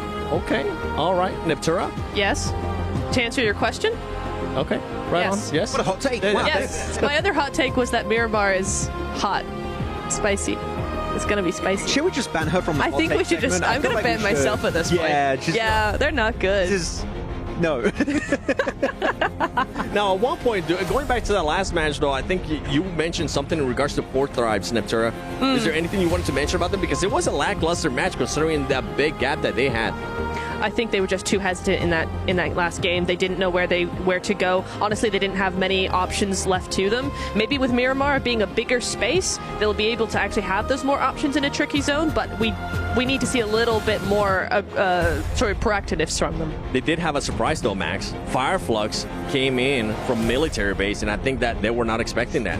Actually, they didn't even really encounter each other, but they know this typically. The pressure might rotate. There's going to be Fireflux. There was power earlier, so they're not being also completely careless because Alpha Gaming's not here. They're like, they might be a team, let's be a little bit respectful, but Alpha Gaming's going to be the real competition when they do encounter Group Green eventually later on down the line. But they were very cautious, but I do have to fully echo what you were saying here, Neptura, on this game. Very hesitant. I don't care if you go for a good or bad play decision. Commit to it as a full team. Your odds of being successful are way higher if you just send it on a big play. And you know what? Your sheer fragging power that we know Fourth Thrives have might be enough to just tear down any team they go up against. Well, I think the team that we were all looking for them to actually go after was going to be Weibo. And if that would have happened, if they would have came out on top of that fight, guess what? It would have been a top 2 guaranteed. But you know what? I'm excited to see what's going to be happening here in Miramar. Let's send it over to Reflections and John Allen. The tables keep on turning, and we will not stop. We're 1 and 2 more revolutions going around Miramar for 2 laps of the desert to see us out of the first day of games here with our first 2 groups on play. We've seen some miraculous turnarounds from these matches. DRX holding the nerve on the northeast side. We've seen Alpha 7 holding the riverbanks right now. But what will the desert have in store for us? That's the question, isn't it? It's going to be a really good time as DRX take over second place after a tremendous win. They've won 2 out of the 4 games today. Question is, what can they do for the first time on Miramar?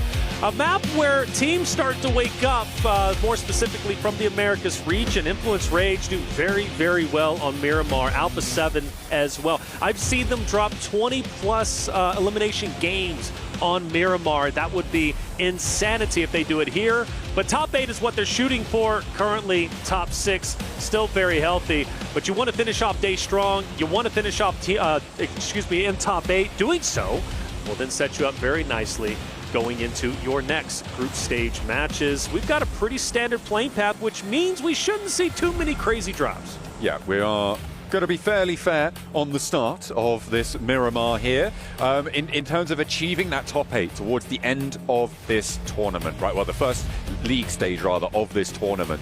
You're going to be looking, as we said, during that last match, probably around that 80-point margin, which sits you a 6 2/3 point average if you're doing specific exact math. Sure. So if you're looking to get above that, you want to be putting up 7-8 points average, right? To feel a little bit more comfortable when it comes towards those later games, if you're able to keep that up. So over these first 4 matches, you're going to be looking up towards the mid-30s right now to be looking a little bit more healthy. Obviously, 32 points would be really nice, but not too many teams have been able to break that 30-point barrier just yet. However, it is always more dramatic, the curve of the point scoring going over this one. A pretty dramatic circle shift as well coming on through all the way down to the south side here. I said standard. Well, it's not going to be. We go all the way down low to the south, which for all those rosters who are still up in the air, right, going to their original POI, their landing POI, now have to rotate towards the south, which, of course, you know there's going to be a lot of competition going your way. And so for Hora Alpha 7, maybe going to run into a bit of a scuffle. For Team Vision, they've got the longest travel all the way up towards the top side, but that's just the way it goes. It's going to be relatively slow until the very end. But for DRX, another great position inside stage number 1, which could put them in an amazing spot to potentially win 3 out of the 5 games today. That would be pretty incredible. And the fact that there's 2 chicken dinners and they're not in first place is kind of miraculous. But, you know, that's just how Fourth Thrives like to play it. And Fourth Thrives didn't have a great game last time around. So DRX certainly have stiff competition, letting themselves down on those non-winning games, right? And when we talk about averages, you really have to look at these lower performing games. And for DRX, that is what is currently dragging them down. They would be miles ahead of the field. Doing miles for your benefit, of course. You know, I appreciate your freedom units, baby. Absolutely. But they would be absolutely streets ahead of everybody else in this lobby if they could bring up those averages. I always give this comparison, right? You can look to earn 12 more points in one match, or you can look to earn 1 more point in 12 matches. And it is if you could do that every single time consistently, that will build up to the same result. Sure, you can look for those 18 elim chicken dinners. Yes. Or you can look to put 2 more points on average every single game. And those are the small differences that really start to bring up these averages that can really power you through these tournament stages. It goes back to that consistency conversation, right?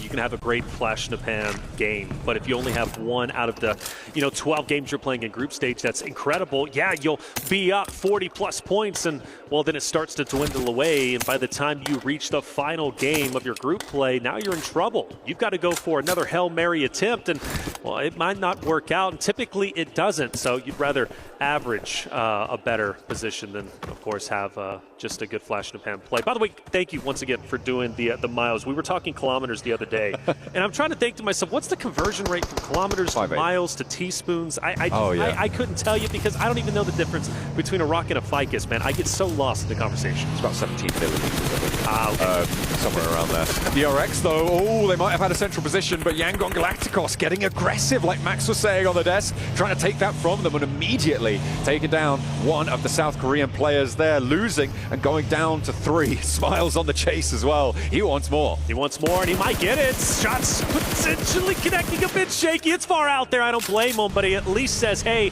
I'm still here. You cannot take any respite. You cannot rest. Keep on going and get out of our location.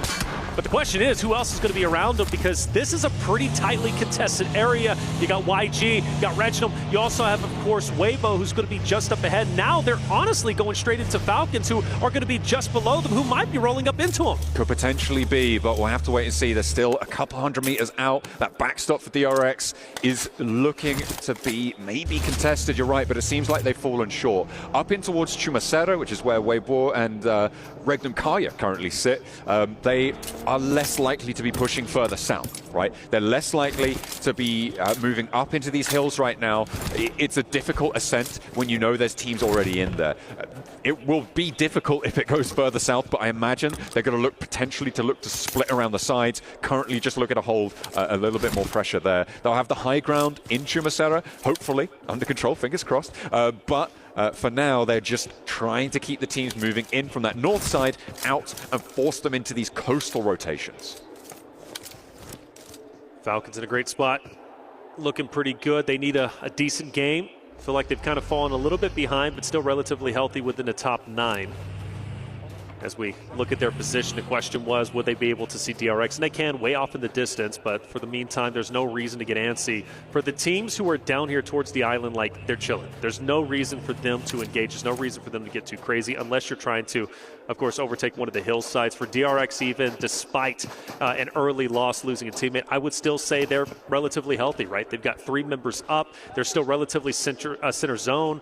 For them, no reason to get too crazy. Fourth Thrives, though, maybe getting into an engagement with Weibo up top. You got IQ, who's already down and out. The question is, Fourth Thrives, do they challenge once again for the hilltop? No, they do not. They are dipping out. Alpha 7 are behind this as well, about a kilometer out of this, so could potentially run into this fight if it carries on. But Fourth Thrives, you're right, disengage. They don't want this when you don't know the timing of the teams approaching you to try and establish. And with Fourth Thrives backing up, they're going to shunt straight on into Yangon Galacticos, who, remember, crashed into the ERX earlier on, but they find out just what is waiting for them. They figure it out immediately. They're straight back down the hill. Straight back down. They see it. They dip away. They're gone. Couple of warning shots. Hey, don't come back around our area. We're controlling this hilltop. And Weibo in a power spot for sure, without question.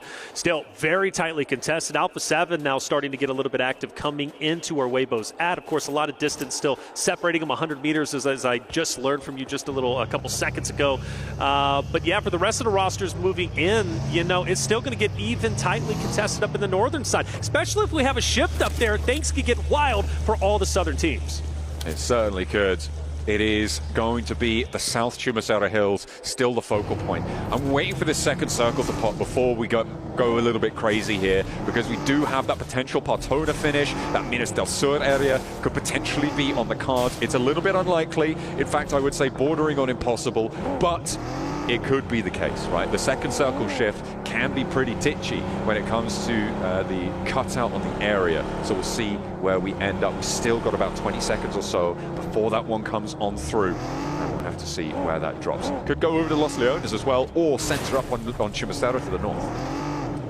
Find out very shortly. The arena set up nicely inside of a compound themselves. Team that desperately, every team very, very healthy. We do have a shift towards the south, which is going to be great for DRX. Honestly, even better for Alpha 7 as far as I'm concerned. They've got Horror moving in, but for Alpha 7, DRX, some heavy hitters still looking strong in this next stage. I was interested to see if anyone is going to go down to this south island. It's like Falcon fast indeed. Question is, when do they run into each other?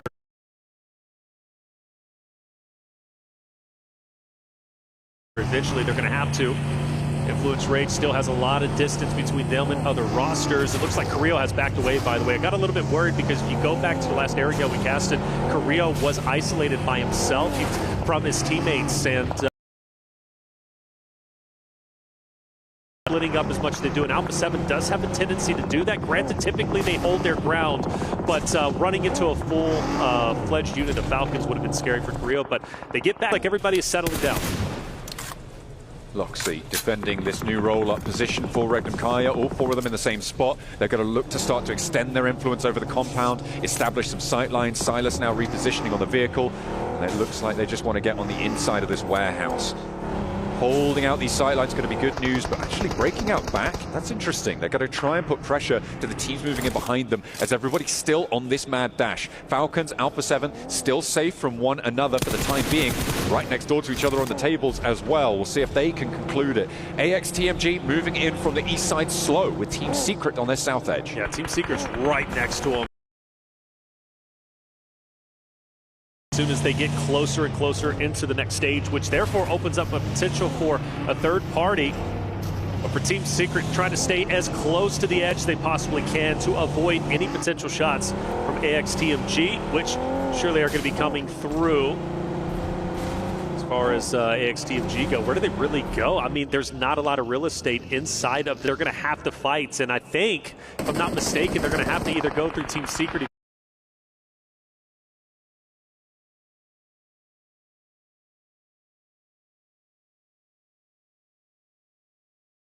eventually, or I don't know, maybe Fireflux, who's just up ahead of them.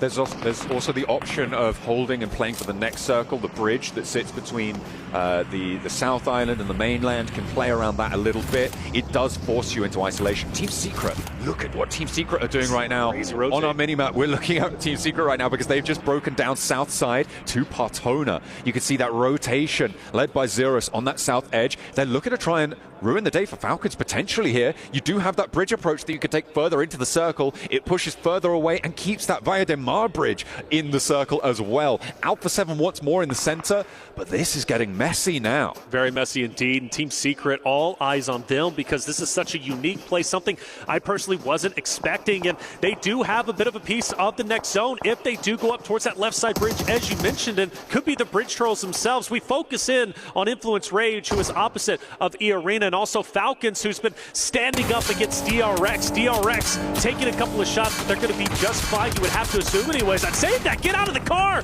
And unfortunately, Sykes is going to drop down, and another one taking too much damage. Now the question is, does anyone take advantage? Well, Alpha 7's a little bit too far away, so they should be able to recover, but my goodness, could it be any slower? Falcons going to try and take some advantage here. Soez rebuffed from the windowsill. Alpha 7 are still taking shots in the roll-up on Navallo, makes the cross. Koa not so lucky. Navallo goes down as well, and maybe with the hold, the assist coming through from Alpha 7, the Brazilians playing spoiler to the Falcons approach here. They try and fly on in, but instead they have to divert, head out to the west, but Alpha 7 aren't done. Another volley of fire, and they aren't going to quite connect on this one, but the damage is done. Oh my goodness. Oh, and actually still taking damage from a distance, and they're going straight into Hora, as Hora is going to be gunning down Falcons. This is surely the end. Only one more player remains, and Falcons, unfortunately, unfurling right before our eyes, the first team to be eliminated. And you know what's kind of spooky about that? That could have very well been Team Secret too if they would have stayed right next to Falcons, because they were at one point and going in the same exact direction, the same path, before Team Secret decided to drop south. Well, let's see if AXTMG can change the tune, because they're doing exactly that. You could see they are now positioned where the Falcons were. They're looking to push maybe towards DRX, depending,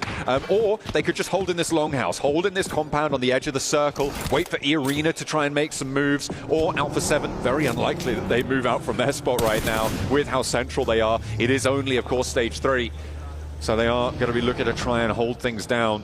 AXTMG, I think, had the right idea. I don't think Falcons had to move here. I think it was a little bit of a misplay. They felt like they wanted to be more central, and they paid the price for that. Teams can crash in, they can go center. We've seen it earlier, right, with Influence Rage, who just went straight on past multiple rosters, but sometimes it doesn't work out, and that's the risk you take when you play against Blue Zone. It will tank damage away. Obviously, at this point in the stage, it's not too bad, but I think Falcons could really feel the pressure, and once they started taking damage, that first initial fight just didn't work out for them. They just went haywire. They weren't thinking things through, and everything went blank, and, well, once they pushed in, they were done. Hora takes them out. It's really unfortunate because Falcons have played so well today. Still in a great spot, though. Don't get me wrong, top 9. They're going to have to finish strong in the final game. I believe in them. Power now with 3 players forward, 1 on the backstop, looking to push past Fireflux on the east edge. Another shift out west means that they will have to get a shift on after this circle. But they have to conclude first. Power could potentially divert, but they've got Influence Rage to the south, Rectum Kaya at the front. It is really a cage match right now. Any team could look to try and disengage it, though, on those edge positions, try and get out of the way. But Power, they take a shot. Again, it's not looking good. Easy falls once more. Just feel like Power is a team that sits too long. They're too indecisive, and that's what's been doing them in. That's why they're currently at dead last in 16th place. Even in this moment, what do you do? I understand it's a tough spot. Influence Rage on one end. On the other, of course, you've got Fireflux, who's going to be gunning you down. But Power didn't have to be here. They could have made a move, as we do have a zone shift. We still have Team Secret, who could take that left-hand bridge. But again, all eyes on Influence Rage, Fireflux, as well as Power. Power, I can't believe they're actually sitting in. They got a knock, and they said, well, it's time to go in and go for it. Take down Influence Rage, and, well, shots are connecting, and Influence Rage will fall. That's 2 down. Ragnar and Alhaji roll on in. What? A rampage as Easy is the only casualty. Esports E-Arena are moving in from the southwest side as well. They want to take a piece of this pie, but it's just Little Boy remaining. If Power can conclude now, they have a chance against this fight. Let's go, E-Arena moving in, trying to take this third party, but instead they just turn, they get a little bit more west, and they're trying to play choke on this fight now. They're trying to slow it down. bog them down towards the blue zone and take these points. Power. They can go north, though. They can avoid this entire fight if they choose to do so. E-Arena, though, they most likely want to take this, or they could disengage themselves. Question of what they want, but for Power to push it on Influence Rage in the fashion they did, good on them. I was talking about their indecisiveness. They finally got active, and it paid off. And look at them. They're still alive. They're repairing, and they're moving up. This is what we need for Power to turn the tides around. They are still only on 3 points on the match, I don't though. care. The placements aren't quite there. Carrillo with the roll-up. They've been tracking this fight on the mini-map this whole time. AXTMG had tried to do the same thing, right? DRX moved out, who, by the way, are still surviving as a duo. And AXTMG moved in. Alpha 7, same spray down they made onto Falcons. Spray down again. They pick up those points. They pick up those elims. And now they're trying to take down the stragglers. Oh, Weibo on Vision. Go off in a lot of damage, taking it anyways. Order moving through the smoke like a zombie in the night, getting the off angle. He's going to be deadly without question. He also coming up. You got to think Team Vision are about to be put into the absolute blender, but not capitalizing on these downs. Go for it, boys. Take them out. Get the finishes. You got a Team Vision member off to the edge. 33Z sees Volt, but can't get the shots needed. Volt lives for a little bit longer, but you got to think Weibo in this spot, too powerful. 2 players now remaining for Vision in the way. Moving past should be easy for Weibo. They should be able to find these fights, just get these trades. You can't really afford to give too much, though. You're going to have to think about rotating in for the next one. Playing so far to the edge, you need all the mobility you can get. Volt hits the deck, and her can't quite connect the spray down. Has to divert as well. Somehow Never Alone and Volt are surviving this. This is a lot longer than I expected from them. Yeah, finally, he's found. And alone. Fortunately alone, all up to his own devices, up at a distance. Forced to just stay where he's currently at. Volt finally drops, and Vision will finally go down. Weibo wins a critical fight because now they have the dead into the zone and they are all by themselves. Weibo, now one of the favorites in my mind to potentially take this game. Granted, you got a lot of great teams still remaining, but Weibo have been improving each and every game. They've been moving up the leaderboard, and, well, I'm thinking they're going to have a solid finish. Now, for 4 Thrives, Alpha 7, maybe cooking up. Could potentially be a chance for them to move on in. Oh, E-Arena too. E-Arena from the south side. It is a shift up towards the north edge. Team Secret, by the way, still going. They rotate out to that south side. Has managed to play well. They have all 4 players. They had a player as a backstop, but they can rotate and regroup. Alpha 7 now in for a scrap. South side will need to leave this position, but they need to fight this out first. Mafioso on the top floor has the backup for the players downstairs, and Tiny K can't quite get any retribution here. Now just 2 players alive for E-Arena. They're not going to take this fight. They know they don't have the time. They just deliver 2 eliminations to Alpha 7 and say, okay, that's good enough. We're going to go ahead and dip out. For Alpha 7, they'll take that all day, every day. And for E-Arena, well, they're still running into some struggles, as fortunately Terry is going to fall 4 Thrives to take them. Now the question is, for 4 Thrives, do they have the wherewithal to potentially cut off Alpha 7's rotation? That is a possibility. It is definitely a chance here, but they do need to, again, hold their backstop. I think that they're going to be a little bit more chill with it. Alpha 7 looking to try and push through. They may be trying to backfill and sweep out to the east side. It's a pretty difficult progress no matter where you go, but for Carrillo, he's opening up the bidding, allowing his team to move forwards, dropping some smokes, expending that utility to allow them a bit more mobility here. The circle isn't going to be on them for another couple of seconds, so they've got a little bit of time to play with. You can see they're moving up towards that roadside. They've already cleared out all the teams who tried to backfill on that western edge with AXTMG, with Falcons, all trying to make that rotate. They know there's going to be a little bit of a vacuum there, so they know they can be a little bit more maybe risky with that position, with that angle. We set up the storyline very early in the day for Team Secret. Going south, a good rotation we saw could have happened if they chose to stay neck and neck with Team Falcons. They would have been eliminated. They are still alive and actually thriving as far as I'm concerned. They've had a wonderful day. We'll see if it can continue to get even better. They are tied currently with Galactico in 3rd place, and they've got all the compounds they need in their current location. Now, Joker, he's been a solo for a long time. Carrillo's had him in his line of sights, and you can tell Alpha 7 gets a little bit spooked because they were trying to push up onto the compound of 4 Thrives. Granted, that would have been a risky push, but what kept them in check was Joker from E-Arena, who continues to be a thorn in the side of Alpha 7. The nades keep on going through. AXTMG, eat two, B, eat two. A big nade on the overarm there. And that is nasty to have found those elims earlier on the replay. Alpha 7 doing a lot of work to find the punishment. Over towards the west side, rotate up along that coastal road. Falak with the down shots over towards Mafioso. Can't quite connect, only sees the buggy. Needs to be worried about the further tiered up high ground though. He will retreat. Nice and sensible there from Falak. Yeah, without a doubt, Falak.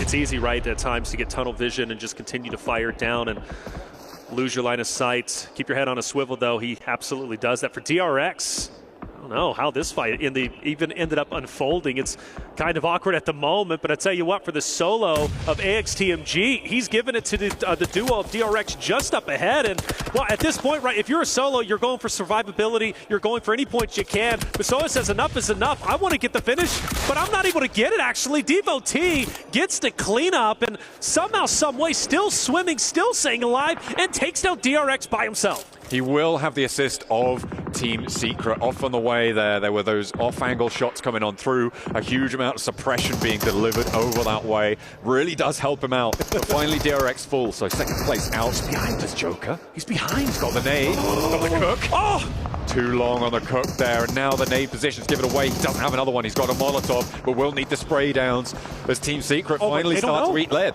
They don't look at him. Joker could take down the entirety of the Alpha 7 roster. It would be so hard to do. But if Joker gets active, if he can push up with Revo down, Joker, like I said, the thorn in the side of Alpha 7. We've been setting it up, but can he get it? He's going to take down one. Now you got to focus on two. It's going to be over to your right side. He's going to reposition. Not a lot of health, but still for Alpha 7. Takes down, I believe, one member. They'll recover, but for Four Thrives, they smell blood in the water, and they're going for it. The Sharks are out here, but Four Thrives have a hell of a task to achieve there. Falak immediately sprayed down. The UMP keeps them safe. The breakout wide for Four Thrives wants to keep them going, but two players now knocked, and they just can't hurdle the distance here with just Noki left remaining. He's tumbling down the cliffside as Alpha 7 get back to their feet. They lost Revo to that off-angle spray down, and that is a big blow to be dealt, but they've still got some life in them. Four Thrives, can they stay alive? That's the question. They're already in shambles. Carrillo onto Power, and Power's now out. Alpha 7 is this team that miraculously finds ways to get back into the fight with infinite res, it seems. They just know how to keep together. They are sticking to it, sticking to their guns. And with 8 elims on this game, Weibo, Regnum Kaya, Nongshim Red Force, the 4-player teams in this one, it feels like they've got a good chance. They are sticking to this edge-style play. I know Seven was talking a lot about how he's expecting them to try and stick to that over the course of this tournament. It looks like it's working out for them here on Miramar. All right, so Alpha 7 have effectively won the hilltop. I can't believe you still got the solo from AXTMG in the water. I don't know how much of an impact he's going to have, but at least against DRX, he was the Grim Reaper and took them down. Four Thrives currently in first place, but with only a solo remaining, he's most likely not going to be able to do much. So this gives the opportunity for a lot of the teams who are towards the bottom end of the standings now to finish strong and potentially break into top 8. What they'll be looking for here. On the north side, I'm looking at Weibo trying to get, again, another consistent game, get those points earnings going. Obviously, starting the day a little bit weak, but that second place in the last match may be looking to convert into a first place here. On that northern side, they are fairly alone, fairly isolated, as the final player from AXTMG gets spotted, and Mafioso won't let that one go. Rest in peace, man. He lived a long time, did his absolute best. It was fun watching him do his best. Michael Phelps out there, but tell you what, for DRX, again, taking him out, that's tough. Team Secret still alive, by the way. They haven't done much, which I'm quite surprised with, and they've been now currently gatekeeped by Hora, who I do not believe is going to allow Team Secret to rotate out. So I believe Hora going to take them down relatively shortly. I think Team Secret is going to be out. And Hora then has a pretty good amount of real estate on this left side of the stage. What? That was from Alpha 7. Huh? What? That's the all the way on the other side of the circle there. Yeah, what the heck? Towards Weibo. Unlikely that this gets flushed out, but Weibo, they're going to be slowed down by this. The circle has moved away from them, and Alpha 7 are a lot closer to it, so a really big pickup here. The Mini 14 for Mafioso is doing bits. So you got levels to this, right? You got Team Secret who's being gatekept by Hora. You got that Hora who has really Alpha 7 has infinite line of sights and is also looking down. For Team Secret, good on them. They actually make an attempt, and No Fear is dropped low, going closer and closer to the edge of zone to try and commit for an off angle. I don't know if this was intentional. Maybe he fell down, but Jaiki wants to take it to him, and, well, No Fear's wisely going to go ahead and back away, but that would have been really awkward. And for Weibo, they're setting up for an off angle themselves. They found that res. They are back as 4, not taking off angle shots. They want to sweep through, control this roadside. I don't expect them to crash down here. I don't think that they want to. What they want is to pick up the pieces of this fight, find these third-party fights, find those elims and try and steal them away. Mafioso spotted by Order in the meantime, but they've got a fight in their own town to deal with. No Fear still just going for it with the shotgun despite being on fire. Will not quite connect on it and will get flushed away. Order getting picked apart in the meantime, but Frankie goes down, leaving 1 player for Team Secret. Regnum Kaya and Nongsha Red Bulls in the meantime on the east side. They're also in a fight, and utilities starting to come down from, I believe, somebody else off in the distance. Silas, who has so much to gain and earn from PMWC right before your eyes, taking on the entirety of the world up ahead, but the shots aren't hitting. He's fully exposed, and all it takes for Benny to just swing to the right-hand side to take him down. A nade potentially to open up the door to take down Silas. It's thrown. Swing left, my boy. Take him down. Fully commit to it. Don't let him get the reses, but Alpha 7 up top are going to take everybody out anyways. He has to stick to this monster truck right now. It's a slow-moving castle for him, right? As it stands, it just keeps rolling. It keeps him safe as Regnum Kaya fall before him. Benny now can just chill behind this one. I wonder if Alpha 7 expect there to still be a player behind this monster truck. We'll have to wait and see if they've got that scouting info. But now we're down to 4 teams alive. Benny's still going, and he's going towards the circle. He actually is. This is incredible. He's happy with this. Continues to squat down. Look, hey, you see it on PMWC, and we've seen already quite a bit climbing towers, using your portable castle, as you called it, right? Going forward into zone. But for Alpha 7, you know they are punishing, and they are looking to punish Benny. He hopped in, he tapped the brake there into the monster truck, so he's stopped dead. Sook gets spotted. That is a big pickup for Alpha 7 because they're going to need to descend soon. And Weibo had that ridgeline. It would have been broadside if they went for a flat rotate, but they found that opener. The res needs to come through fast. The 2 teams to win it, as far as I'm concerned. Whoever wins this engagement are taking it. Benny might have an impact, but we don't know. But for 4 Thrives refusing to go out, even though he's a solo, he is mighty. 4 Thrives fighting till the very end. And, well, with that elimination also gives away his position, but he's fine. I mean, he's alive. Why did Weibo not capitalize? I mean, they were all going down, right? They tried to cross the road. It felt messy from Weibo. That is unfortunate. Not what we wanted from them. Up the top now, Alpha 7 have 2 solos to deal with. The circle will close dead center on this one. We're into stage 9, into nearly the 29th minute now. But Benny, I just wonder if he's safe from Alpha 7. Not because of his position, but because of the knowledge that they have or don't have. It's weird for him, right? Because you got 2 solos, and, well, now we're traveling. Look at it, Naki's out. 4 Thrives. He says, man, I got to dip a little bit. But there is still a world Alpha 7 doesn't win this if things get weird. And Benny is holding on tight to what he's got. And does Alpha 7 know Benny has left this monster truck? This is the thing. I don't think they do. The 2-player crash that they just did felt like they were rolling onto a solo. They'll know it's 2 solos alive. They'll know where Noki is from the gunfight. It felt like Carrillo and Squash thought that he was in that ditch amongst those vehicles. He was not, and now they're confused. Benny, they have no idea Benny's here. Mafioso. Oh, Carrillo as well looks to be cooking a nade, going straight. No, he throws it over there, but direct Squash ends up throwing a nade over here. The shot's going to ring out, and Benny's going to be exposed. He's going to get taken down. Mafioso finally hits the shots, and now it comes down to a 3v1. Noki with a chance here for 4 Thrives, but it is a slim one as Alpha 7 look to try and maintain their title towards the top spot. It's a battle for first place, but he's found them. And he's able to close it down. Finally finds it, but my God, what a run they gave him. Oh my gosh, and you can see the relief on Squash Boo's face. Squash, the new addition to the Alpha 7 roster, such a heavy burden, such a momentous occasion in the left. You can see how relieved they are. from a guaranteed win to just a matter, or just really winning by the skin of their teeth. An unbelievable finish, but for Fourth Drives, I mean, they've got to be happy with that result. Such a tremendous performance, but still for Alpha 7, give them their flowers where flowers are due. That is 2 wins out of the 5 games today, matching DRX's performance. A brilliant result for Alpha 7 there. They played edge beautifully from the south side. They controlled the rotations of teams like DRX, who are going to be their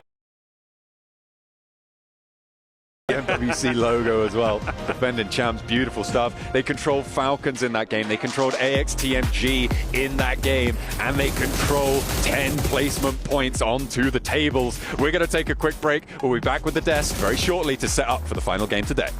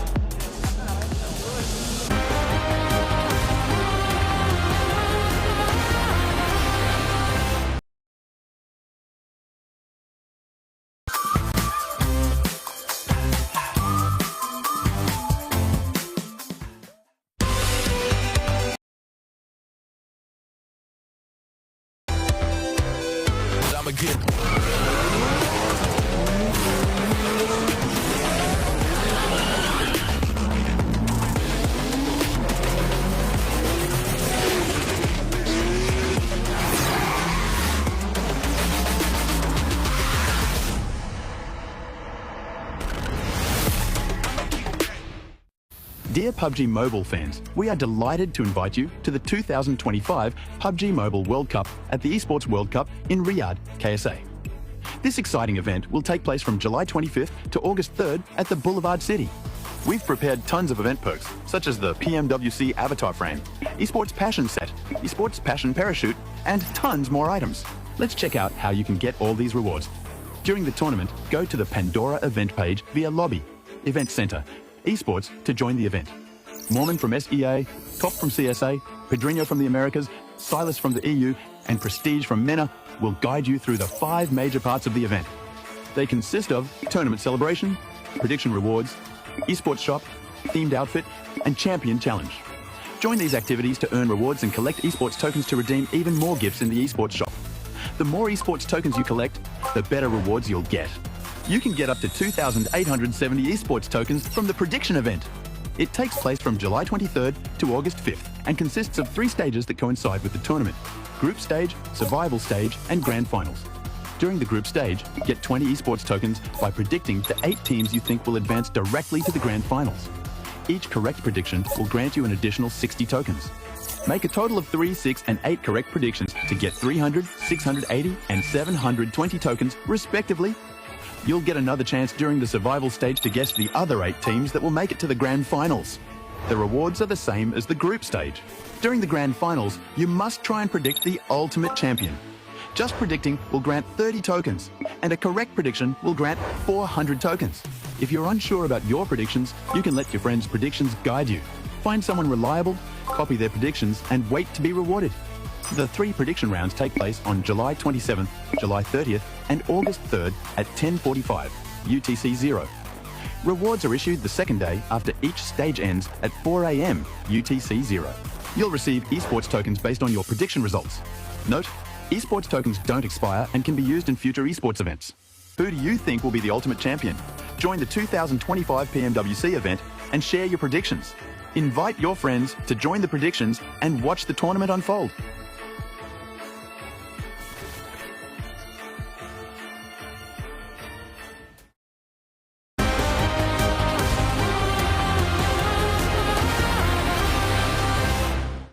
Nice.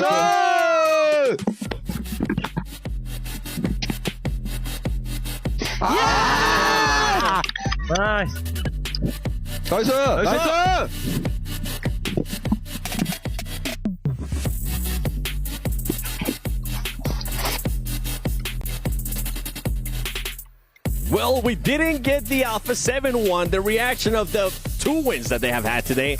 But if we did end up getting it, it would sound something like this. Do Brasil! What were you going to say? Mafiosi, go, go, go!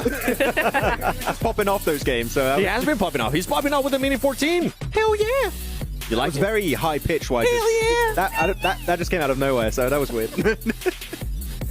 But a team that, I mean, a lot of question marks were being questioned for Alpha 7. People were saying, okay, is this team going to be able to pop off? Is this team going to be able to maybe defend the championship? Are they even going to make it to the grand finals via group stage? I feel like they're shutting a lot of people up right now.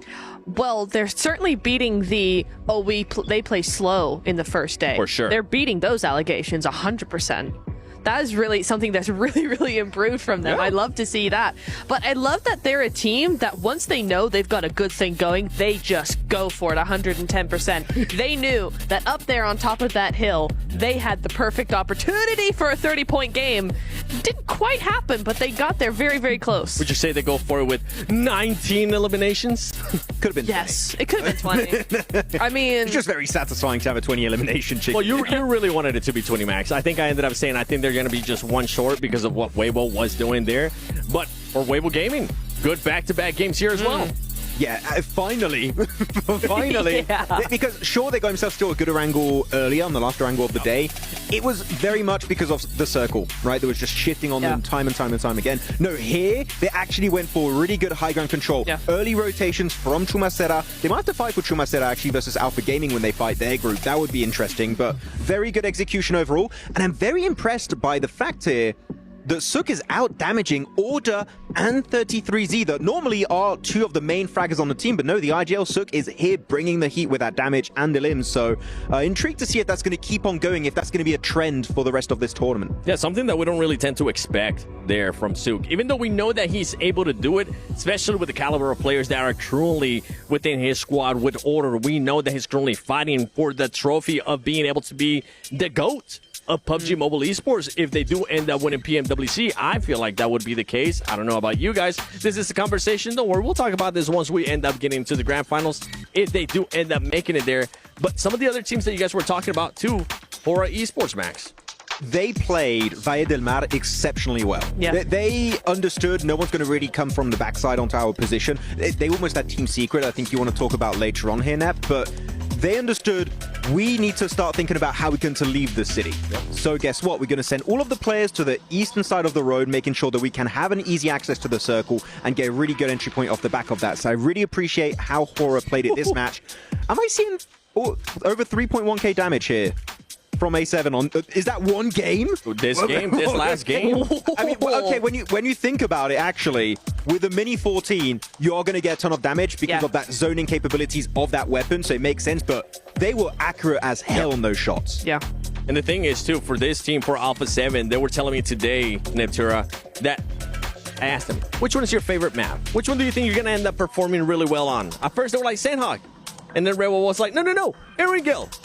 And then at the end, they were like, Miramar 2. I was like, okay, you might as well just add all of them. Say all 3.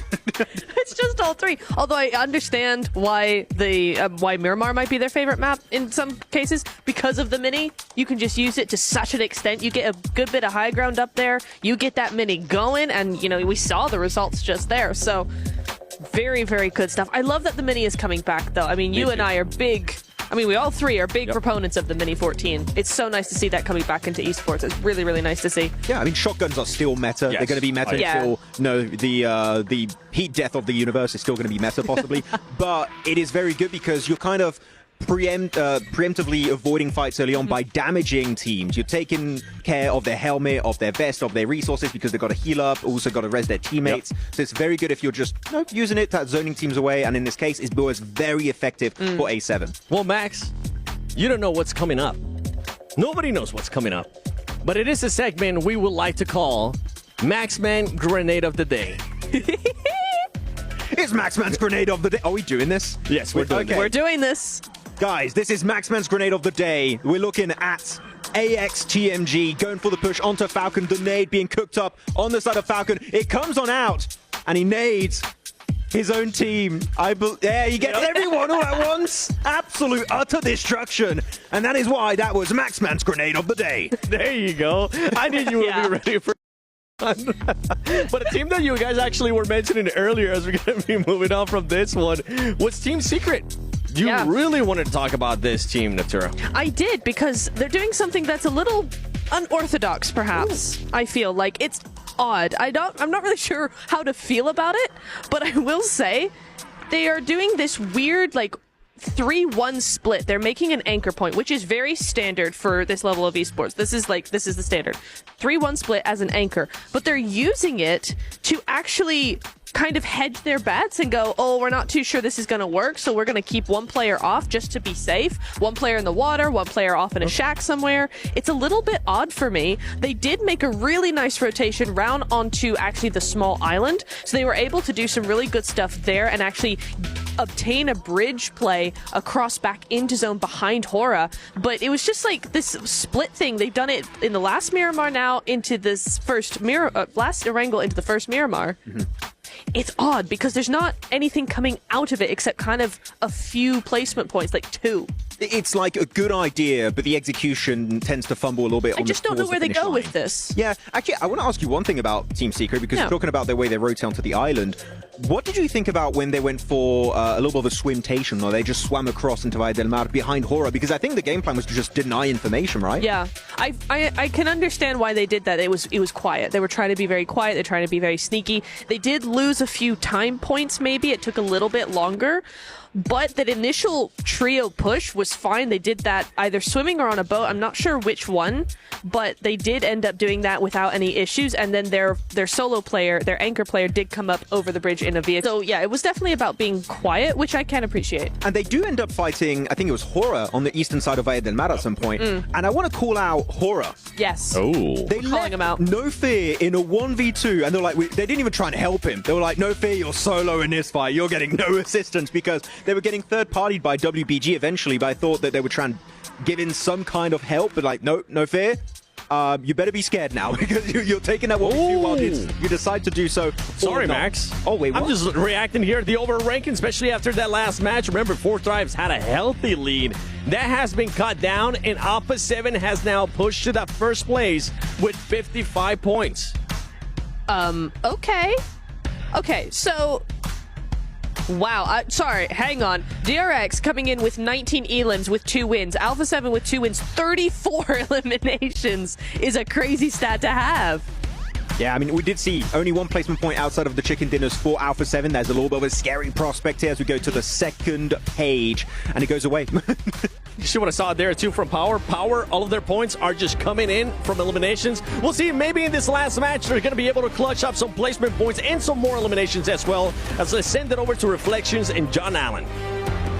As we take a look at Alpha 7, the previous winners of that Miramar, we have another one on the cards. We'll see if they can repeat that performance here, but there are plenty of other teams looking to try and change the story now. A pretty dramatic circle set that we had at the start of that last match. I think it's safe to say, especially that hard south shift to kick things off. That's it, yeah. Falcons punished, right? And I think I look at them to potentially be the team to make an impact. What would have happened if they didn't run into literally 4 or 5 teams as they tried to full send it into the zone? And well, I think they could have made a deep run. After all, this is the first time Team Falcons will drop below top 8. So you know they want to break back in, but it takes this one game, this final game of day 1. What's interesting about where Falcons were is that I think they could have sent one player down to the South Island. I think it would have been potentially a good call for them. You can hole up, you know you're not going to be shot from that far side. You've got 2 positions. You've got a crazy isolated and safe off angle. Maybe Team Secret sweep it away, but I feel like they could have tried to change that fight a little bit. Unfortunately, they're not going to have the opportunity to. It's all of our beautiful players there on that multi-cam. Nice it into the plane. Heading on over Miramar from Tierra Bronca over towards La Guerra. You can see those overall rankings as well on the left-hand side of your screen. I know it's pretty rapid, back over on the desk, and they were gambling to get through it. But we get a little bit more of a leisurely pace to look at this one. That said, Alpha 7 taking first place is huge for them. You know, during the America season, I felt they dropped the ball. I really did. Third place, barely making it through a North American roster of the Wolves with Coops and Co. Like, nearly dethroning the previous Esports World Cup champions. So Alpha 7 finally skate by. They get top 3 in Americas. They come into today, at least in my mind, with a lot of questions, which have now been answered. Are they going to perform well on that stage? Well, absolutely the case. They've won 2 out of the 5 games today. They could very well go 3 out of the 6. It's absolutely a possibility. And Carrillo leading the charge of most eliminations is really awesome to see, because you already know Squash is going to perform well in the elimination category. He had the 2nd most eliminations during the PMSL America season. Then you also look, of course, on the opposite side, you have Revo, who you know can slay out. Yeah, he's a little bit quiet today, but make no mistake, he's always going to be that guy. And the Mafioso with the highest damage. You've got 3 dominant players who are controlling the stat lines across the board. Absolutely, you've got to look out for them. You've got to make sure that you are ready for it. And are we going to see any hot drops, any early elims here? It looks fairly disparate between all of our teams right now. Maybe potentially over on the southwest side, Yangon Galacticos and DRX could come into conflict. But other than that, oh, El Pozzo, Alpha 7, Falcons. That's interesting, isn't it? Alpha 7 Falcons. You've got one who won the club championship trophy from an organizational standpoint. Got Alpha 7 who are looking to reclaim the throne, and we're already getting it underway. But I love Falcons' elevation. Carrillo, being where he's currently at, he's got to focus down low. But the question is, does he have his head on a swivel? Yes, he does. And he'll know there's going to also be a Falcons member up top. But I think Carrillo, he's going to have to fight hard out of the spot. If he doesn't, he's down and out. The strategy I think Alpha 7 want to go for here is dissuade this fight from occurring for as long as possible. You see the 2 players behind, they're going to be looting through, they're going to be gathering a lot of resources, and they are so important in these early game fights. If you find first aids, you're basically a god on these hot drops, so they're going to be looking to try and find that. Falcons a little bit more crunched in, a little bit more penned in by Carrillo's forward position, aren't going to have as much of an opportunity to go for that util, to go to find those meds, those stims, those things that can really change the tides of these fights. Ralph, Narvalo, I mean, just so much going in the way of Team Falcons. I think they're looking great, I really do. And honestly, this fight should stalemate, if I had to guess. I don't see the reason why either one would want to really go at it this early on, especially when they understand what's at stake, the final game of the day. But let's face it, Team Falcons losing this is going to hurt a lot more than Alpha 7 losing this, right? So Alpha 7 can go in this fight kind of free and clear. They know they're well within the top 8. For Team Falcons, they're not. They need a solid ending to day 1. They definitely do. It is, as you say, something they can't afford to let slip from them. Just like Falcons are going to continue. I mean, a fight for El Pozzo between these 2 teams seems like they're fairly committed. But Navallo grabbing a little bit more.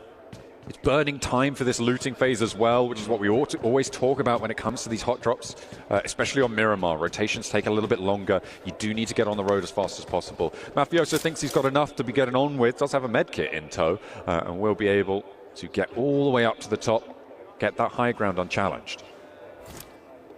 First shot.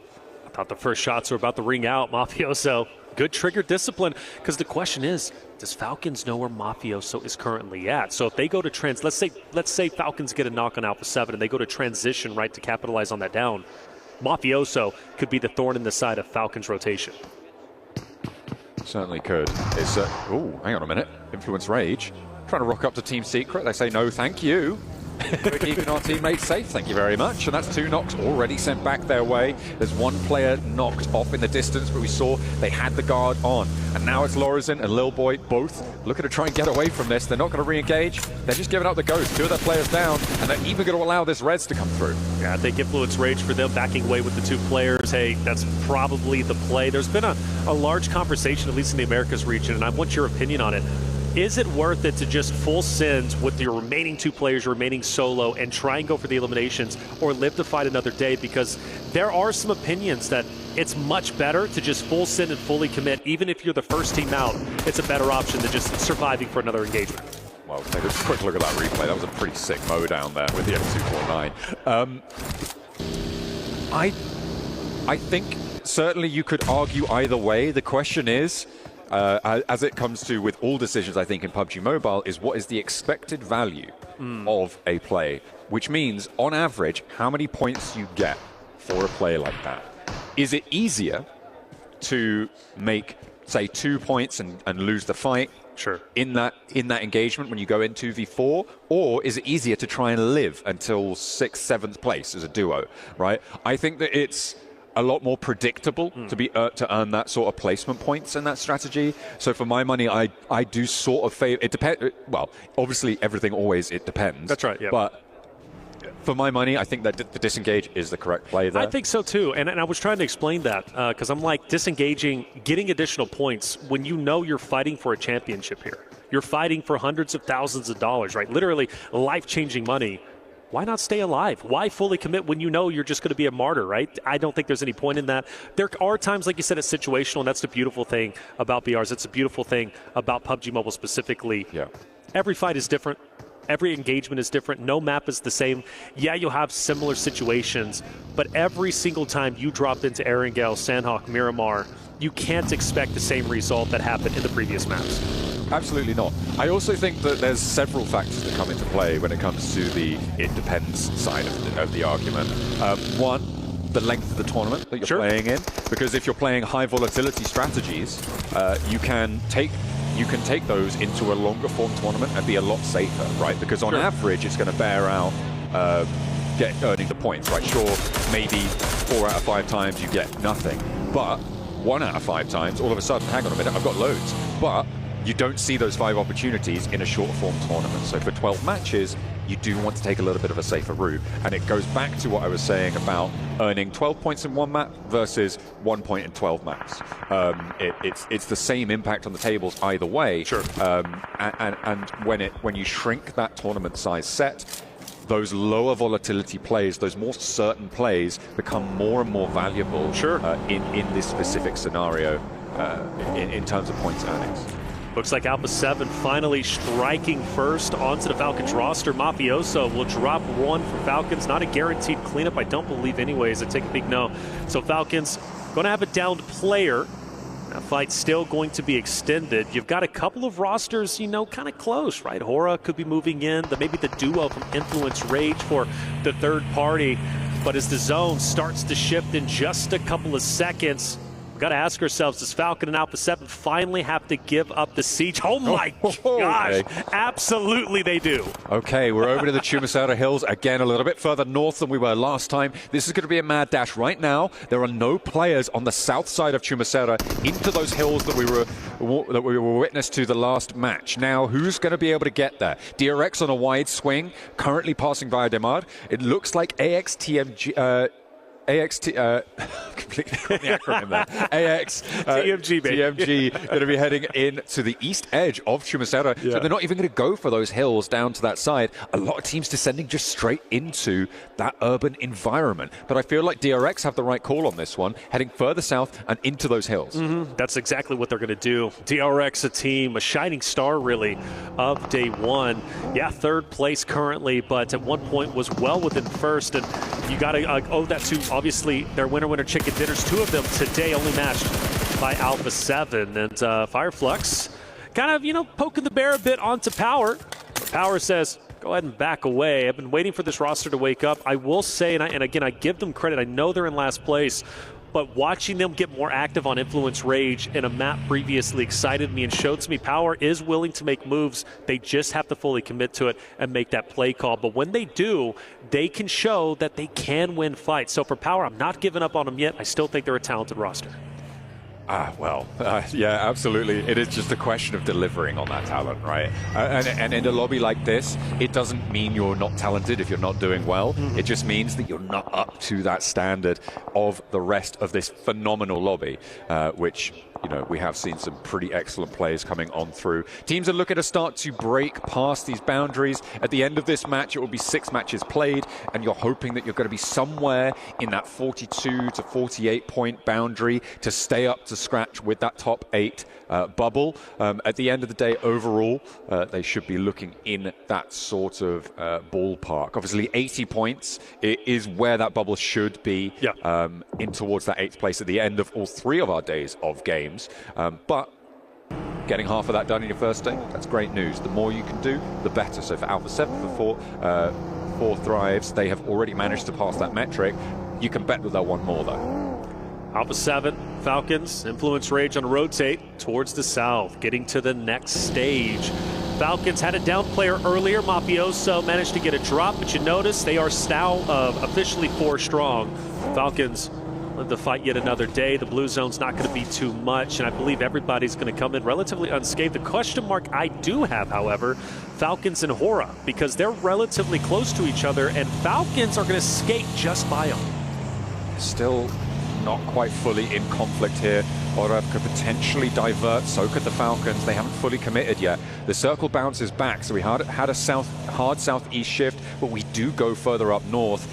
I mean, this is good for all the teams that sent in towards Chumacera. It helps them out a little bit. For DRX, it looks like they're going to try and rejoin that mass of teams in the center. But that conflict on the west that you spoke about just before their reflections is going to pop off. And at the moment, it looks like Hora are going to be eating dust first. But Redox doesn't look super healthy, will get knocked in turn. Yeah, you got No Fear, who's also down. Jiggle from off in the distance. Falcons look to be winning this in style. Granted, 1 player down, and well, they're not out just yet. In fact, they look like they're trying to dip, which means they're going to be leaving their teammate to bleed on out, which is so unfortunate for Hora. Putting up a wonderful fight, and Falcons are feeling the heat. Sleepy able to spray them down, and actually Hora staying as live as 4, with Novalo getting felled as well by 4 Thrives. This is disastrous for the Falcons. They couldn't afford to have a bad game. They weren't able to leave El Pozo uncontested, and they are now flagging horribly. They are not going to be able to earn a lot of points on this map, and it looks like they're going to be ending their day on 22 points. Alpha 7 have taken a knock over towards Carrillo in the meantime, but they are looking a whole hell of a lot healthier. Unfortunately, there's an IQ nade sent over the top. Is it going to connect? Doesn't look like it's going to find that knock, and will be allowed to find the res for Carrillo. 4 Thrives, they got history, but hey, there's even a third party off in the distance. Things are getting spicy. To be expected on the final map. Teams are fully committing. IQ finishing off Revo. That's going to hurt. Typically the lead slayer for the Alpha 7 roster, but Mafioso also gone. And just like Falcons, same fate for Alpha 7, it seems, right? Both of those rosters started at a standstill. We thought they were going to explode into an engagement. It doesn't happen. By the time they have to shift all the way down south, well, they run into some issues. Our top rosters, unfortunately, falling a little bit early. And for Alpha 7, time is running out for them to get their last teammate back onto his feet. I just don't think it's going to happen. It's most likely going to be a solo trying to take on the world. Same story for Falcons. Both of those 2 teams too slow off the mark. The hot drop, that was terminal for them, and Koa will go down on a rotate. Team Secret plays spoiler on that rotate from the north side to Alpha 7. Without the influence of Team Secret there, it would be a different story. It would have been a fairly even fight, I feel, between them and 4 Thrives, but it was not to be. They were too slow off the mark, and the circle continues to push us ever closer to the center here. I'm looking at teams in Chumacera. I'm thinking they're not going to have an easy time of getting out of this one, but these hills hold a lot of nooks and crannies, so potential to play snake, to play slow, try and survive as long as you can. That's it. Zone shift relatively soon. Vision, not a bad day from them per se. But still, finishing this game off would feel great for them, of course. And they've got to now travel once again further in. And well, they're going to have to cross paths with AXTMG, which is not going to be a good feeling, because I do think you've got a lot of company in that one area. For example, right, you've got Nongshim Red Force who's going to be rolling in. You also have, of course, E-Arena and AXTMG finally starting to lay down some bullets downrange onto the Vision roster, who have to make a decision, swing wide or go straight in. They can't stop off in that building because the blue zone will push them out. Meanwhile, over in Chumaceta, Fireflux are trying to go for a mad dash into the middle, and they are heavily punished for it, but not getting knocked just yet. There is the push coming on through as they will crash straight into Yangon Galacticos here. They're not going to get any further than that. Scarface flushed out. Fireflux tried it, but they weren't able to get much more than that single knock onto Smile. All the teams we knew crashed into this area, now forced to fight against each other. And if you're looking at the perspective, of course, the Fireflux, well, they're still taking a bit of damage. And, well, they're in shambles with only a duo left. Weibo up ahead. You also have, of course, Nogsham Red Force, who might be crashing in on you. It's going to be a tough one, but you would have to expect that. Going to these compounds this deep in the zone, you understand and fully know it's going to get active, it's going to get busy. You need to be ready to fight. Vision rotating down to this south side now. They go for a wide sweep out wide. It's one of the decisions they had to make, and they have gone up towards Chumaceta. Look to go downhill off of this one. Where DRX started to play, they are going to look to push in from this south edge, with DRX already much more central here. I like this from Vision. I feel like potential misstep from the teams who pushed all the way into Chumaceta.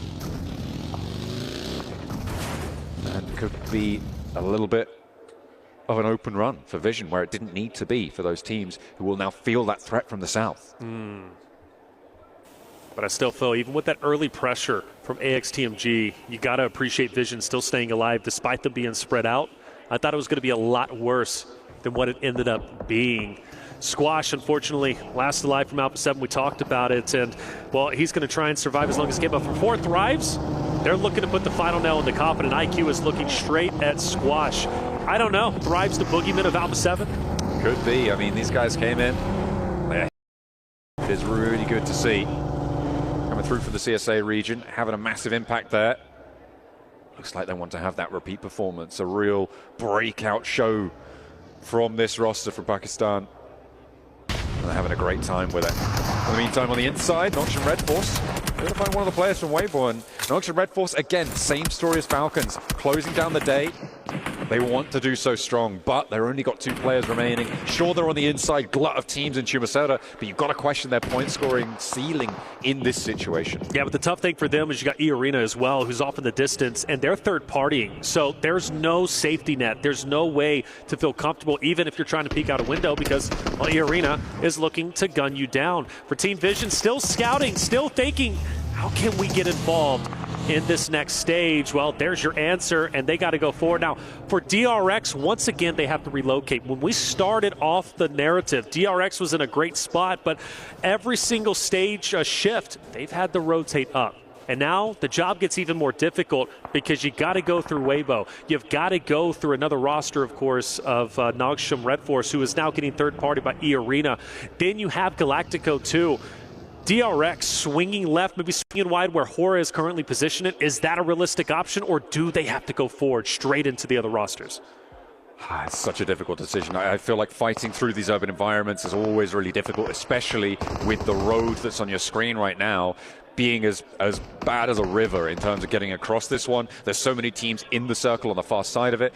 You have to think, maybe try and go around, right? Maybe try and sweep out wide, take a fight on an off angle, and try and play that west side against Hora. Potentially one of the options there, but they've taken a knock, and that is, again, just going to slow DRX down. It's going to make their lives a lot harder towards this next rotational set. But all of those teams in Chumaceta should hopefully keep each other busy. Squash, in the meantime, trying to ply his trade, but it looks like IQ has his number. That's right. IQ's been keeping a close eye on him, and is ultimately going to get the elimination. If it wasn't going to be him, it was going to be Naki, who was rotating over to seal the deal. He's still angry that he didn't clutch up that final player in Squash in map number 5. Finally, Vision gets active onto the team of AXTMG. This has been boiling for some time. Vision was just on the outside looking in. XTMG effectively held them back. Vision then went for a bit of a reset, but now it's no longer time to sit onto the sidelines. It's time to push up, because this compound is valuable and both teams want it. It's also a chance for Power to third party if they want to try and find that engagement, but E-Arena are just around the corner as well. Power are too split right now to go for this full force, and the fight hasn't really set off right now. Engaging at this stage could just draw Team Vision into that backfill counter.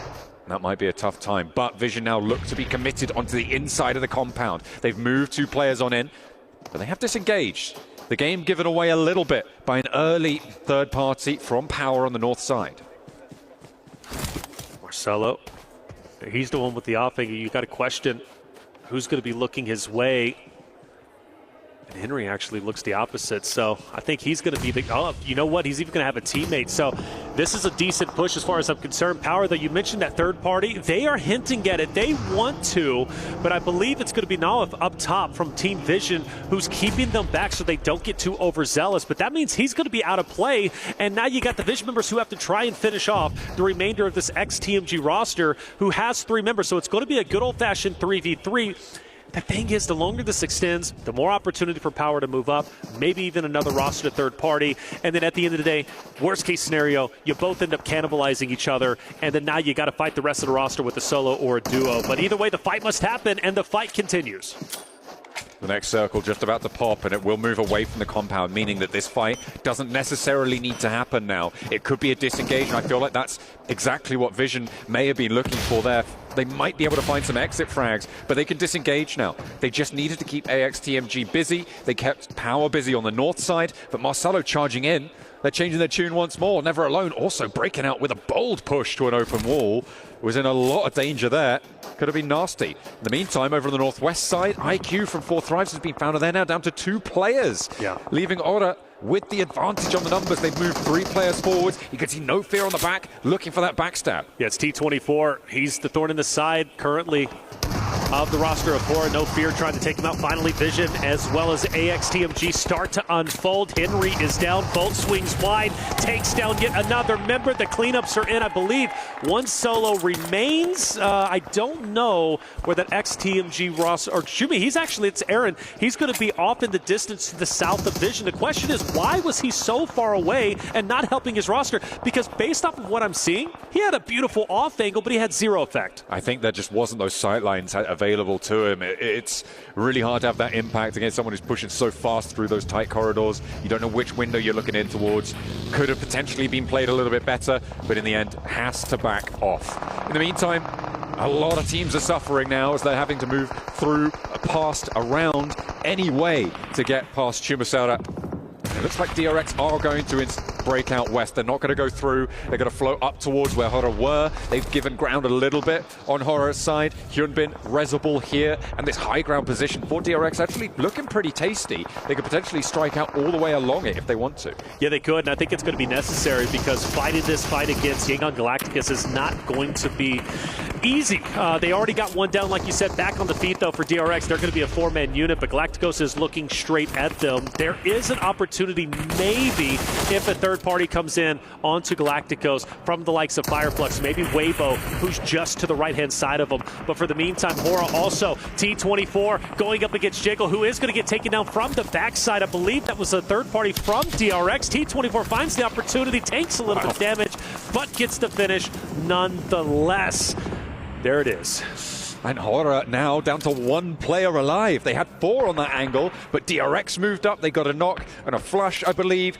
I don't know where all of their players went down, but we just saw that 4 Thrives kept it together towards the top side of those tables. DRX having a big impact here on all of these teams. They've managed to now get ahead of this Chumasara rotation. The flank out to the west, unchallenged anymore by Horror, is huge for DRX. This high ground spit of land is absolutely massive when it comes to the shots that they can take towards Fireflux, to Weibo, to Yangon Galacticos, and across the circle towards Regnum Karya. Yeah, they've managed to take a power position. I'm so impressed.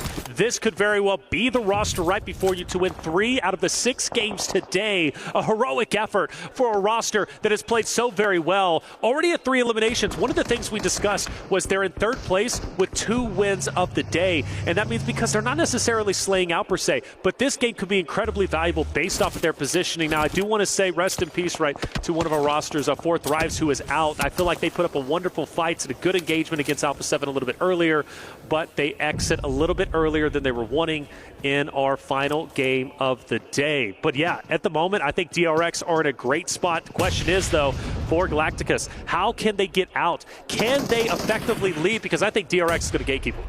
It feels that way. Might just be power in the meantime. With 4 players, Alhaji wanting that res. It will be enacted right now. Ragnar brings him back to his feet, and they will play on as 4. Fidan now on the top ground as well as they open up, with Ragnar finding a shotgun shutdown onto NC2. They now have only 2 players to worry about. They have to conclude this fight fairly quickly. You can see the circle now just starts closing. It forces the issue of this fight as easy. Can't quite hold his nerve. There is a trade though, and Tony K wants to try and find the points where he can as Fadan looks to shut it down. Easy out, but now in a 1 versus 3, they looking to try and extract themselves, but Tony K has more to say. Will fall as 2 players now remain. Can they get this res in time? I don't think so. I don't know. It's going to be close, but they're going to try it, even picking him up, throwing him potentially in a car. You want to get your man back into the fight. They won the compound that they've been looking at for the longest time. Question is, will they have an effect in the late game? Meanwhile, we focus our attention onto Regnum Kara. Silas, again, so much for him in this tournament, going against Sleepy, who backs away, but the nade takes a little bit. Monkey, I believe, is now gone, and Sleepy, just a narrow bit of health, and this next nade should put him in the grave, and it absolutely will. Beautiful overarm there from Regnum Kaya to keep that north side clear. DRX, though, still execution rolling downhill, as they haven't quite managed to find Yangon Galacticos, but nobody else is making their way out of this one either. Fireflux in the distance with just MatCap making his progress, but how long-lived will it be? Already taking damage. That could be from across the way. You've got Team Secret off in the distance, potentially third party, but Romeo is shut down. Hyunbin opens the cannon. DRX are down to 3 players, but they've got such an advantage on this high ground. They absolutely do. Say Cloud Smile. I think this is going to be the ending. You have really nowhere to go, and DRX are all focused on you down below. And this is such a power spot that's been set up a little bit earlier in a future stage. You know, you look at where DRX is currently at in the standings, what they could potentially do in this moment. Yes, they've lost a player, but they're taking down the big dogs. But do they get tunnel vision? Because my only concern is Silas is also in the distance, and there is a chance potentially he's able to third party from where he's currently at. But in the meantime, DRX can't really worry about that. They've got to focus down low. Taking down Yangon Galacticus could very well put DRX in a winning spot in game number 6. Definitely could. They have got that high ground advantage, but it's difficult to get them out of there. At the